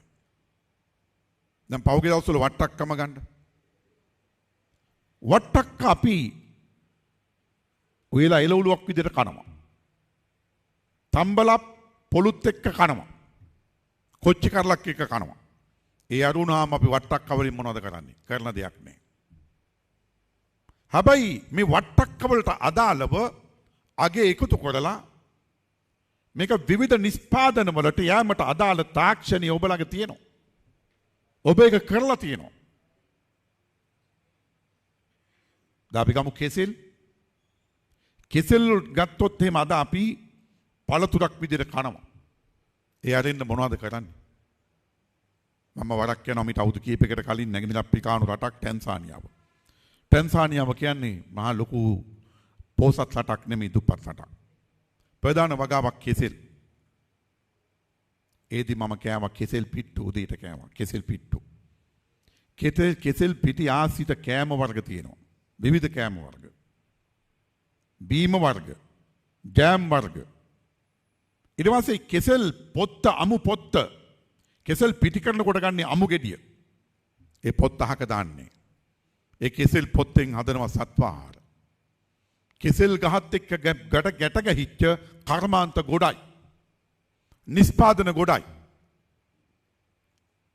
එතකොට අපි රටක් විදිහට ගත්තොත් අපි ගොවියෝ වගා කරනවා. වගා කරවන්න අපි පොළඹවනවා. ඔක්කොම ಜಾති කරනවා. ගොවියා හැම අවස්ථාවකම සතුටු වෙනවා. මමත් වගාවක් දාලා තියෙන්නේ ගෙදර වත්තේ. ඉඟුරු වගාවක් දාලා තියෙන්නේ. කිලෝ 100ක් හිටවලා තියෙන්නේ. හොඳ මට්ටමට තියෙනවා. ඊට කලින් මම හිටෙව්වා බඩේලුඹු. ඊට කලින් මම හිටෙව්වා කහ. ඊට හරි සතුටු වෙනවා. දැන් අපේ ගොවියා ගත්තොත් එීම බිම සකස් කරනකොට සතුටු වෙනවා. පෙත්ත දෙපෙත් වෙලා උඩට එනකොට සතුටු වෙනවා. කොලේ දෙකොලේ වෙලා ඉදට එනකොට සතුටු වෙනවා. වැල දුවනකොට කහ චුට්ට උඩට එනකොට සතුටු වෙනවා. කැකුළු පිපෙනකොට සතුටු වෙනවා. මල් පිපෙනකොට සතුටු වෙනවා. ගැට හැදෙනකොට සතුටු වෙනවා. අල එළෙනකොට සතුටු වෙනවා. මෝදු වෙලා ඉස්සරහට එනකොට සතුටු වෙනවා. ගොයමෙනම් ගොයම පුදිනකොට ඊට පස්සේ කිලි වදිනකොට කිලට නැමෙනකොට සතුටු වෙනවා. පුවක් කත්තේ පාට ගහනකොට සතුටු වෙනවා. ඒ හැම අවස්ථාවකදීම ගොවියා සතුටු වෙනවා. පුදුම සතුටක්. අවශ්‍යතාවයක් තිබුණේ නැතත් වගා බිමට යනවා. හැමදාම ඒ සතුට නිරාමිස ප්‍රීතිය භුක්ති විඳිනවා. හැබැයි සතුටු වෙන්න ඕන අවස්ථාවේදී ආඬනවා. අස්වනු නෙලනකොට ආඬනවා. අස්වනු ටික ගෙට ගන්නකොට ආඬනවා. පාරට බහිනවා. උද්ඝෝෂණය කරනවා. ඇයි? සතුටු වෙන්න ඕනම වෙලාවේ ඒ සතුට පෑලතොරින් පැනලා ගිහිල්ලා. කවුද ඒ සතුට උදුරගත්තේ? ඒ සතුට අහිමුනේ ඇයි? ඒ අන්තිම ඊ타මත්ම බරපතල අසතුටත් එක්ක ගොවියා ඊළඟට වගාවට යනකොට ආයි දෙසරයක් හිතනවා. නමුත් පුරුද්දට අරින්නත් බෑ ගොවියට. මොන තත්වයන් යටතේ උනත් ගොවියා ආසයි වගා කරන්න. ආයෙත් ඉතින් වගා කරනවා. ආයෙත් අර අසතුට භුක්ති විඳිනවා. එමනම් සතුටු වෙන්නම ඕන වෙලාවේ ගොවියා සතුටු කිරීමේ වගකීම අපට තියෙනවා. ඒ වෙනුවෙන් ඔබට මැදිහත් වෙන්න පුළුවන්. ඒකට අදාළ ඔබට දැනුම තියෙනවා. අත්දකින් තියෙනවා. ඒ මඟ පෙන්වීම තියෙනවා. මෙන්න මේක අපි දිගහරිමු. මේක දිගහරිමු. ඒක නිසා විශේෂයෙන්ම ඔබ අලුත් සොයා ගැනීම අලුත් අත්හදා බැලීම් ගොඩක් කරලා තියෙනවා. ඔබ පෙන්නලා තියෙනවා. ඔබට පුළුවන් කියන එක පෙන්නලා තියෙනවා. හැබැයි ඒක ලොකු පරාසයක් ඇතුලේ බිමට අරගෙන යන්න ඒකට ලොකු ප්‍රචාරණයක් සහිතව මහ පොළොවේ පැලකරන්න ඔබට හයියක් නැහැ. ඔබට ඊට කඩක් නැහැ. ඒකට වාතාවරණයක් නැහැ. ඒකට පසුබිමක් නැහැ. ඒක තවත් තැනක හිර වෙලා තියෙනවා. මෙන්න මේක අපි දිගහරින්න ඕනේ. ඒක නිසා අපේ භෝගවලට අපේ අස්වනු වලට අගේ එකතු කරලා වෙළඳපොළ ප්‍රශ්නේ බේරලා පිට ඩොලර් අපට එන විදිහට අපේ ඩොලර් පිටට යන එක අවම වෙන විදිහට මේ කුෂ්කර්මාන්තේ කළමනාකරණය කිරීමේ වගකීම අපට පැවරෙනවා. ඒ සඳහා අපි සම්බන්ධ කරගන්න ඕනේ කර්මාන්ත අමාත්‍යාංශي. වැඩක් තියෙනවා. වෙළඳ අමාත්‍යාංශي වැඩක් තියෙනවා. කෘෂිකර්ම අමාත්‍යාංශේ කර්මාන්ත අමාත්‍යාංශේ වෙළඳ අමාත්‍යාංශේ මේ අමාත්‍යාංශ තුන ඒකාබද්ධ වෙන්න ඕනේ. අපි යන්න ඕනේ කර්මාන්තවලට. අපි වට්ටක්කද තක්කාලිද අනිකුත් භෝගද මේකට අගයකතු කිරීමට අදාළ කර්මාන්තවලට අපි යන්න ඕනේ. මහා පැක්ටි බිහි වෙන්න ඕනේ. ඒවා තුල අපේ මිනිස්සු වැඩ කරනවා. අපේ එළවලු පළතුරු ඔක්කොම ටික ඒවට යනවා. ඒකත් එක්ක වෙළඳපොළ ප්‍රශ්නේ බේරෙන්න ඕනේ. මේත් එක්කම විශේෂයෙන්ම සෞඛ්‍ය අමාත්‍යාංශෙත් මේකටයි ගැට ගැහෙනවා. හොඳ සමබල ආහාර වේලක්. පෝෂ්‍යදායී ආහාර වේලක්. වසවිස අවම ආහාර වේලක්. සෞඛ්‍ය සම්පන්න ආහාර වේලක් ලබා ගැනීමට අදාළ මඟ පෙන්වීම එතන තියෙනවා. මෙන්න මේ ආයතන ඔක්කොම ගැට ගහගත්තු වැඩපිළිවෙලකට අපි යන්න ඕනේ. අපි ඒකට අත ගහමු. දැන් මේ වෙනකොට මූලික ප්‍රවේශයන් අපි අමාත්‍යාංශ ඉදිරියට අරගෙන තියෙනවා. අන්න එතනදී අපේ අමාත්‍යාංශ ලේකම්තුමත් මෙතන ඉන්නවා. ඉන්න නිසා අපි වැඩි අවධානයක් යොමු කරන්න ඕනකම තියෙනවා. දැන් අපි මෙතෙන් එන්න කලිනුත් අපි මේ විද්‍යාගාර ඔක්කොම ගිහිල්ලා බැලුවා යම් ප්‍රමාණයකට. අපි අධ්‍යක්ෂ ජනරාල්තුමා අපි කට්ටි ගිහිල්ලා බැලුවා. එතකොට මානව සම්පතේ හිගිය තියෙනවා. ඒක සම්පූර්ණ කරන්න ඕනේ. කොහොමත් ඒවා සම්පූර්ණ කිරීමට අදාළව රජය මෙනකොට තීරණ අරන් තියෙනවා. ඊළඟට තවත් භෞතික සම්පත් වල හිගියම් තියෙනවා. වාහන වල හිගියම් තියෙනවා, ප්‍රශ්න තියෙනවා, ගැටලු තියෙනවා. ඒ මූලික ප්‍රශ්න ටික අපි බේරන්න ඕනේ, මට ප්‍රමුඛත්වය දෙන්න ඕනේ. ඊළඟට අලුත් පරම්පරාව සහ පරණ පරම්පරාව එකට මුහු කරන්න ඕනේ. දැන් ගොඩක් ඉන්නවා පරණ අය, ඒගොල්ලෝ රිටයර් වෙනවා. සමහර අවුරුද්දකින් දෙකකින් තුනකින් යනවා. එතකොට හිස් තැනක් තියෙනවා. අලුත් අය ඉතින් නැවිල්ලා නැහැ. එතකොට පරණ අය එහෙමම වැඩේ යනකොට එයා ටික පෙන්ෂන් යන කාලේ ලම් වෙනකොට එයාගේ අර ශක්්‍යතාවයේ හැකියාව අඩු වෙනවා. ඒක සාමාන්‍ය තත්ත්වයක්. ඊට අදාළ උනන්දු අඩු වෙනවා. වෙන අදහස් එනවා. ඒතර අලුත් අය මුව වෙන්නෙත් නැහැ. අලුත් අය ජව සම්පන්නයි. හැබැයි අද්දකින් අඩුයි. නමුත් ඒ අලුත් අය ගත්තොත් එම අලුත් දේවල් හොයාගෙන යනවා. හඹාගෙන යනවා. ජව සම්පන්නයි. පරණ අය මේ ඔක්කොම මුහුණාට පස්සේ මේ අද්දකියුනි ඔක්කොම මුහු වෙලා හොඳම තත්ත්වයක් නිර්මාණය වෙනවා. අපි දකිනවා මෙන්න මෙහිම අඩුපාඩුකුණුත් තියෙනවා. අපිට නිරීක්ෂණය වෙනවා. මේ ඔක්කොම මුහු වෙච්ච මේ අද්දකීම් ඒ අලුත් ජවය මේ ඔක්කොම එකට මුහු වෙච්ච වැඩපිළිවෙලක වැඩසටහනකට අපි යන්න ඕනකම තියෙනවා. ඒ ඔන්නෝකත් එක්ක අපි හොඳ සැලැස්මකට යමු. අපි හොඳ සැලැස්මක් හදාගමු. අපි ඔබ දශක ගණනාවක් තිස්සේ පර්යේෂණ කරලා අත්හදා බැලීම් කරලා ඒ එකතු කරගත්තු දැනුම ඒ අගේ එකතු කිරීම මහ පොළොවේ යථාර්ථයක් බවට පත් කිරීමට අදාළව අපි හොඳම වැඩපිළිවෙලකට යමු. ඊළඟ සමුළුව තියෙන 28 වෙනි සමුළුව වෙනකොට මේක අපි ඉදිරි පියවරක් තබමු. අනිවාර්යෙන් තබමු. අපි දන්නවා ඔබ මහන්සි වුණා විවිධ ස්වාගැනීම් කරා. දැන් උදාහරණයක් ගත්තොත් අපි අලුත් වී ප්‍රභේද අපි අපේ ලක්මිනි අධ්‍යක්ෂතුමිය ඉන්නවා ආචාර්යතුමිය. එතකොට අලුත් වී ප්‍රභේද අපි හොයාගෙන තියෙනවා. දැන් ඔබ මම පිට ඉදිරිපත් කරලා තියෙනවා හෙට්ටාරිකින් ඒ අදාළ ප්‍රමිතියට වගා කරොත් සාමාන්‍යයෙන් වී කිලෝ 12000කට ආසන්න ප්‍රමාණික අත්සන්නකට යන්න පුළුවන් වී ප්‍රභේද අපි විද්‍යාඥයෝද හොයාගෙන තියෙනවා. අපිට සතුටුට කාරණයක් ඒක. ඒක ලොකු පිම්මක්. හැබැයි මේක මහ පොළොවේ පැල කරගන්න අපි කොයිතරම් දුරට සමත් වෙලා තියෙනවද? මේ විදිහට මනිත් විෂයන් වලට අදාළව ගත්තාමත් ඒවල මේවට මැදිහත් වෙන විද්‍යාඥයෝ ඒවට මහන්සි වෙන අය ඒගොල්ලෝ මන්දෝත්සාහී වෙනවා. අපි මෙච්චර මහන්සි වෙනවා, මෙච්චර සොයාගැනීම් කරනවා, මෙච්චර දේවල් කරනවා, ඒවා එක තැන පල් වෙනවා. ඒවා ඉස්සරහට යන්නේ. එයා මන්දෝත්සාහී වෙනවා. හැබැයි අන්න තමුන්ගේ දැනුම, තමුන්ගේ අත්දැකීම් ලොකු පරාසයක් වෙලා රටේ ජනතාව අතරට මේක සම්ප්‍රේෂණය වෙනකොට ඒ අගේ එකතු කිරීම වල වටිනාකම රටට එනකොට කෘෂිකාර්මික වශයෙන් රට ඉස්සරහට යනකොට තමුන්ට දැනෙනවා මහා දැවැන්ත සතුටක් දැනෙනවා. නිරාමිස ප්‍රීතියක් ලැබෙනවා. අපි හොයාගත්ත දැනුම නේද මේ යන්නේ. එවන මේ ප්‍රීතියේ සතුට භුක්ති විඳින්න කවුරුත් ආසයි. ආන්ගේ සතුට භුක්ති විඳින්න පුළුවන් වෙන විදියට 28 වෙනි සමුළුව අපි සූදානම් කරමු ඊට අදාළ පරිසරය. 29 වෙනි සමුළුව ඊට එහා ලොකු පිම්මක් අපි පනිමු. 30 වෙනි සමුළුව වෙනකොට ලොකු පිම්මක් පනිමු. එතකොට සමහර විට සමහර අය වෙනකොට රිටයර් වෙලා ඉන්න පුළුවන්. හැබැයි තමුන්ට සතුට තියෙනවා. ඔන්න ඔතින් දෙමු.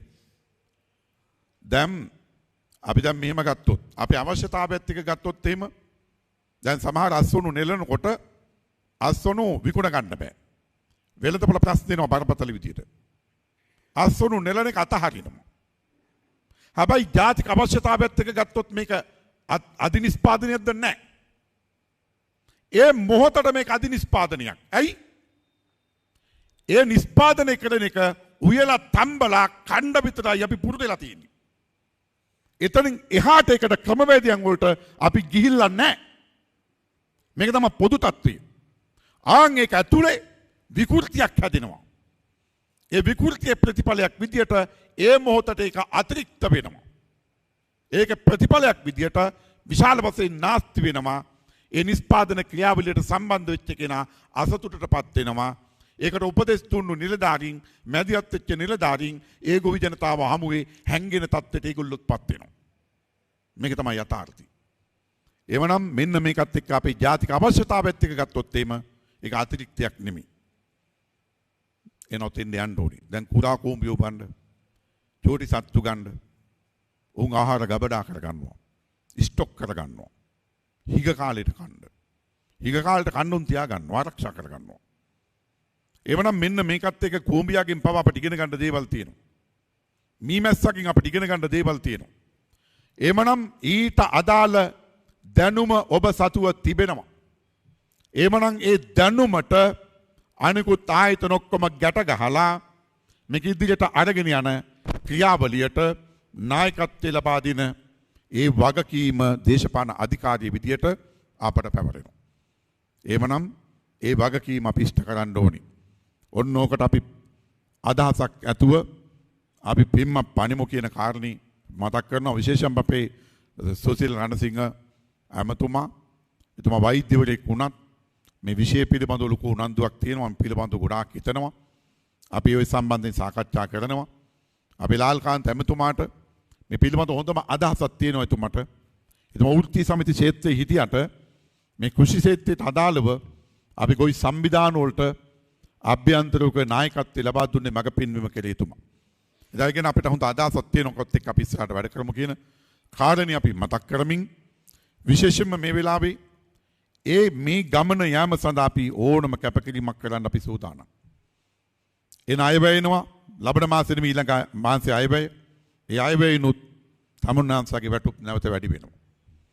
එතනින් පස්සේ විශේෂයෙන්ම කැබ් රථ 2000කට ආසන්න ප්‍රමාණයක් ශ්‍රී ලංකාවට ගෙනීමට සැලසුම් කරලා තිබෙනවා. ඒ සියල්ල අපේ රටේ රාජ්‍ය සේවයේ ශක්තිමත් කිරීම සඳහා තමයි පාවිච්චි කරන්නේ. ඊළඟ අයවැයෙන් ආය නැවතත් වැටුප් වැඩි කරනවා. රාජ්‍ය සේවය ශක්තිමත් කිරීමට අදාළව මේ තියෙන පුරප්පාඩු පුරවන්න ඒ පුරවමින් ඉන්නව මේනකොට ඒ ක්‍රියාවලියටත් ආණ්ඩුව විදියට අත ගහලා තියෙනවා. එමනම් රාජ්‍ය සේවයේ ශක්තිමත් කරමින් මේ ක්‍රියාවලිය ඉදිරියට යන්න අපි අත ගහන අතරේ අපි මේකත් කියන්න ඕනකම තියෙනවා මේ සියලු දේවල් අපි කරන්නේ දේශපාලන අධිකාරියට අදාළ සියලු දේවල් කප්පාදු කරමින්. රටේ මුල් පුරවැසියා විදියට ජනාධිපතිවරයා තවත් ආදර්ශයක් දුන්නා. ඊයේ මේ පෙරේදා පාර්ලිමේන්තුවේ සම්මත කෙරුවා පනතක්. පාර්ලිමේන්තුවේ. ඒ සම්මත වෙච්ච නීතියට අනුව තමයි ඊයේ දවස වෙනකොට ඔබ දකින්නේ හිටපු ජනාධිපතිවරු රාජ්‍යයේ නිවාසවලින් මා ජනතාවගේ බදු මුදල් වලින් කෝටි ප්‍රකෝටි ගණන් හදලා ඒ හදපු නිවාස වලින් එළියට බහලා යන්නේ. මෙතන වැදගත්ම කාරණේ මේකයි. අවුරුදු 47ක් මේ අසීමිත වරප්‍රසාද හිටපු ජනාධිපතිවරු භුක්ති විඳා. අවුරුදු 47ක් 78 සිට මේ දක්වා භුක්ති විඳා. ඉන්න ජනාධිපතිත් විශ්‍රාම යනවා. හැමදාම ඉන්නේ විශ්‍රාම යනවා. ඉන්න ජනාධිපති මේ කිසි දෙයක් තප්පරයක්වත් භුක්ති නොවිඳ අත්හැරීමට ගත්තු තීන්දුව තමයි පෙරේදා පාර්ලිමේන්තුවෙන් 160 ගානක ඡන්දෙන් සම්මත වුණේ. එතන වැදගත්ම කාරණේ ඒක. ඉන්න ජනාධිපති මේ සියල්ල අත්හැරියා. නීත්‍යානුකූලව අත්හැරියා.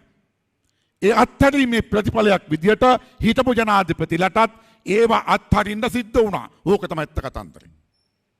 එමනම් අන්නේ ආදර්ශය දීලා තියෙනවා. ඒ ආදර්ශය පෙන්ලා තියෙනවා. එමනම් ආණ්ඩුව විදියට දේශපාලන අධිකාරිය විදියට මේ රට ගොඩනැගීමට අදාළව ඕනම කැපකිරීමක් කරන්න අපි සූදානම්. ඒක අපි ප්‍රායෝගිකව ඔප්පු කරමින් තියෙනවා. ඔප්පු කරලා තියෙනවා. එවන ඔන්නෝකත් එක්ක අපි තමුන්නාන්සලාට ආරාධනා කරනවා කෘෂිකර්මාන්තය පැත්තෙන් ගත්තොත් අපේ රට ඉතාමත්ම ඉහළටම ඔසවා තැබීමට අපි හැම කෙනෙක්ම අපකැපෙමු. නෙදර්ලන්තේ අපේ රටේ වාගේ 3/2ක භූමි භාගයක් තියෙන්නේ. අපේ රටට වඩා කුඩයි ගොඩක් කුඩයි. පීටීම ගත්තොත් අපි සමකේ ආශ්‍රිතව හොඳ පීටීමක් තියෙනවා කෘෂිකර්මාන්තයට අදාළ හොඳ දේශකුණික කාලිකුණික රටාවකට මෝන දෙන පීටීමක් අපේ ශ්‍රී ලංකාව තියෙනවා. නෙදර්ලන්තයට එහෙම පීටීමකුත් නැහැ. හැබැයි අපිත් එක ගත්තොත් නෙදර්ලන්තේ කෘෂි ක්ෂේත්‍රයේ ගොඩාක් ඉදිරියෙන් ඉන්නේ. ලෝකෙ ගත්තොත් එහෙම කෘෂි අපනයනවල ගත්තොත් එහෙම අපනයන වෙළඳපොලේ දෙවනි ස්ථානිය අත්පත් කරගෙන තියෙනවා. ලොකු පිම්මක් ඉස්සරහට පැනලා තියෙනවා. ඒ වගේ රටවල් වලින් අපි ආදර්ශය අරගෙන අපි ඉස්සරහට පිම්මක් පනිමු. ඊට අදාළව ඒ ශක්තිතාවේ හැකියාව තියෙනවා. ලංකාවේ දෙපාර්තමේන්තුවක් විදිහට ගත්තොත් එහෙම වැඩිම විද්‍යාඥයෝ උගතුන් ඉන්න දෙපාර්තමේන්තුව මේක. දැන් මෙතනම ගත්තොත් මේ ඇතුලේ මේකෙන් පිටපැත්තේ මෙතනම PhD ගහපු අය PhD කාර්යෝ කොච්චර ඉන්නවද? මෙතනම කොච්චර ඉන්නවද? PhD ගහපු අය. එමනම් ඒ වාගේ දැවැන්ත මානව සම්පතක් අපට තියෙනවා. ඒ මානව සම්පත අපට ගොඩාක් වටිනවා. ඒ මානව සම්පත උපරිම ලෙස අපේ රටේ කෘෂිකර්මාන්තේ උඩට ගන්න මෙහෙවමු. අන්න ඒකට අදාළව අපි මැදිහත් වෙමු. හොඳම සැලසුමකට අපි යමු. ඒ නිසා තවත් අවුරුදු 3කින් පවත්වන සමුළුවේදී අපි ලොකු පිම්මක් පැනපු තත්වයක් ඇතුලේ අපිට සතුටු වෙන්න පුළුවන් තැනට අපේ රටේ කෘෂිකර්මාන්තයේ ගෙනෙමු කියන යෝජනාව තමුන්නාන්සලා වෙත ඉදිරිපත් කරමින් මේ සමුළුවට අපේ සුභාසිංසන එකතු කරමින් තමුන්නාන්සලා සියලු දෙනාටම ජය වේවායි ප්‍රාර්ථනා කරමින් අපි තමුන්නාන්සාගෙන් සමුගන්නවා. සියලු දෙනාටම බොහොමත්ම ස්තුතියි.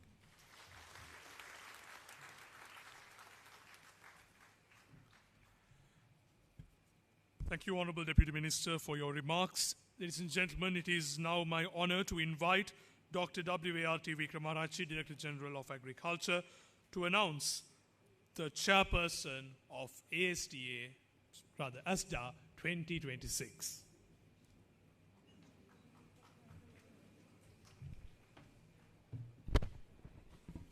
Ladies and gentlemen, actually Asda 2025 has come to the very successful closer today. Now we want to entrust this responsibility to the capable officer in the Department of Agriculture. Actually, whatsoever, the next chairman having more challenges, strengthening of the scientific writing abilities of the young scientists and the encouraging submission of more manuscript for the fair competition in the Asda. Then as Director General of Agriculture, I have carefully analyzed the capabilities of our officers, and I would like to announce that the chairman of the Asda 2026 would be none other than Mrs. G.G.V. Shamali. I trust she's the additional Director General of Development. I trust she can do better. Actually, she will organize next Asda in a very successful manner with very good glamour, and we will wish her the courage and the ability to do so. Thank you. Yes.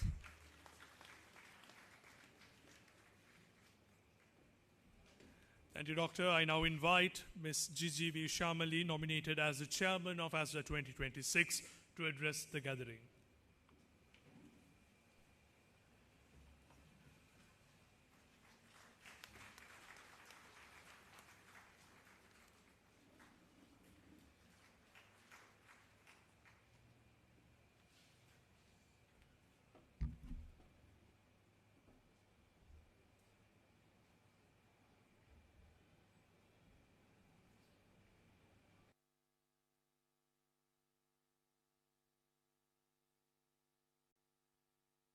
Ladies and gentlemen, Honorable Chief Guest, thank you very much to the Asda Executive Committee for selecting me as the next Asda Chairperson 2026. Actually, this is a platform for all of us to share our knowledge and experience for the development of our farming community in Sri Lanka. I would like to take this opportunity to bridge agricultural research and development sector with our farming community for the betterment of Sri Lanka. Hope all of you will join with me. Thank you very much.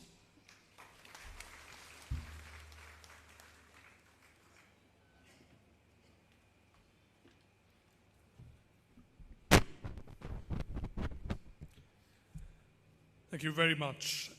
Ladies and gentlemen, now I request Dr. M.G.D. Lakmini Priyantha, the Executive Committee member of Asda 2025, to deliver the vote of thanks.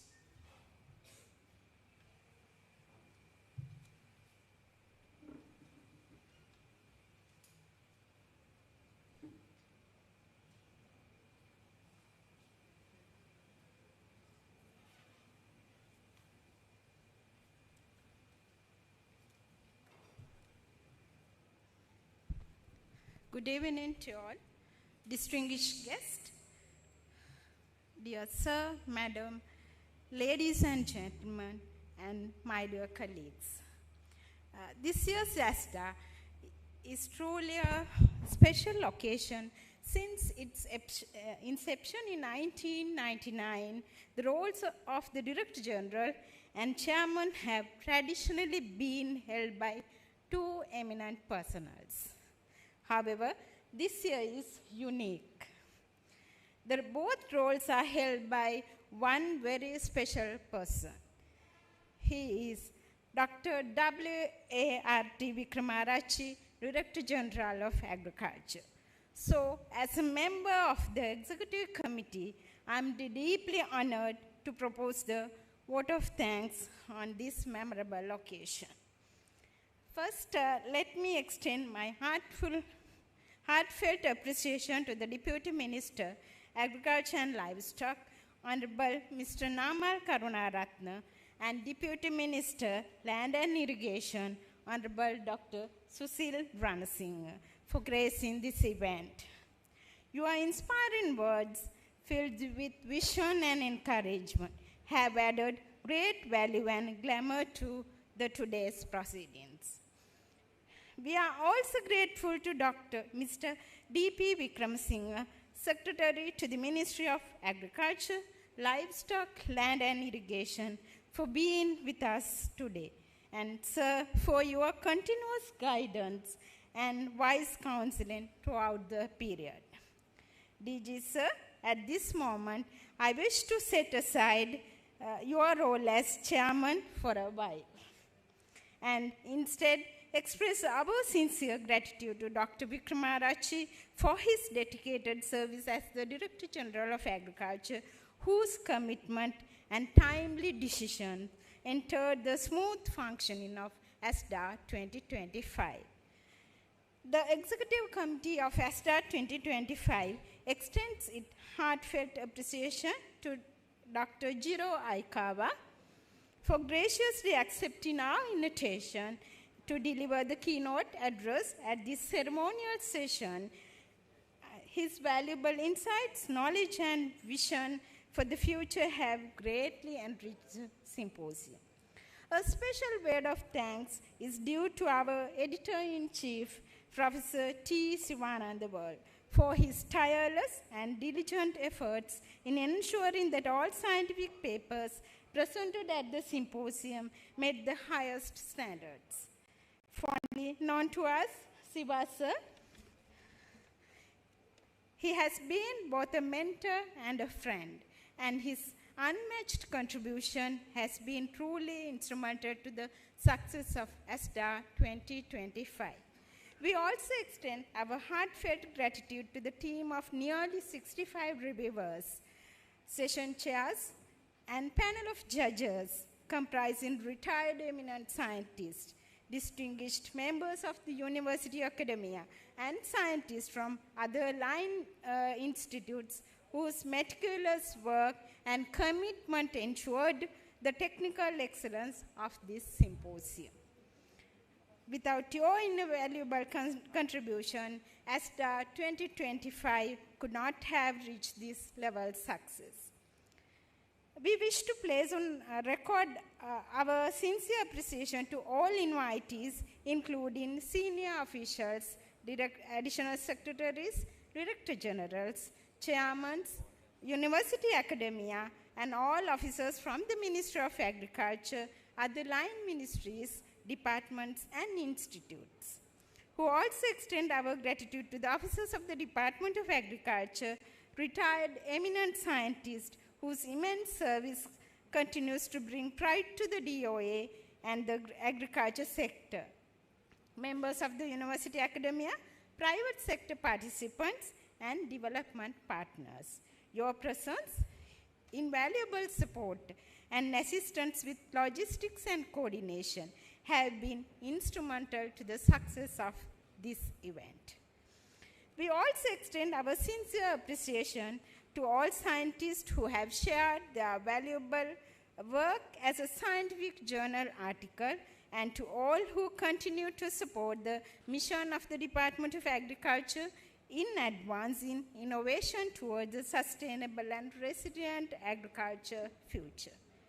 Finally, we extend our sincere thanks to all members of the Executive Committee of Asda 2025 and subcommittee members, from calling of manuscripts to managing today's program. Each of you has carried out your responsibilities with dedication and minimal supervisions. We know you spend many sleepless nights, day and night, at the expenses of your official duties and sacrificing your personal commitments to the family. Your teamwork has been the backbone of this successful event. So, ladies and gentlemen, on behalf of the Director General of Agriculture, Chairman Asda 2025, and the Executive Committee of the Asda, finally, we would like to extend our appreciation to you all. While congratulating Madam Shamali, we hope to see you all in 20th Asda in 2026. Have a great evening. Thank you very much.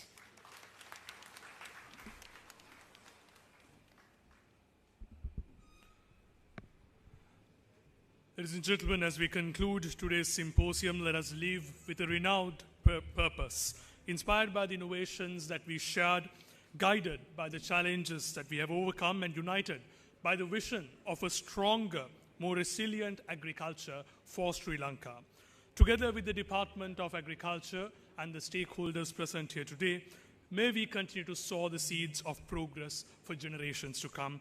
Ladies and gentlemen, this marks the finale and the end of Asda 2025, and we hope to see you in Asda 2026. Thank you very much, ladies and gentlemen. We are also delighted to invite you to join us for a networking dinner organized by the Executive Committee of Asda 2025 at the In-Service Training Institute at Gannoruwa. මෙම සමග Asda 2025 සමුළුවේ වැඩ කටයුතු සමාප්ත වන අතර ඔබ සියලු දෙනාට ගන්නෝරුව සේවා සංස්කරණ අභ්‍යාස ආයතනයේ පරිශ්‍රයේ පැවතෙන රාත්‍රී භෝජන සංග්‍රහය සඳහා Asda 2025 සංවිධායක මණ්ඩලය වෙනුවෙන් ඉතා ගෞරවයෙන් ආරාධනා කර සිටිමු.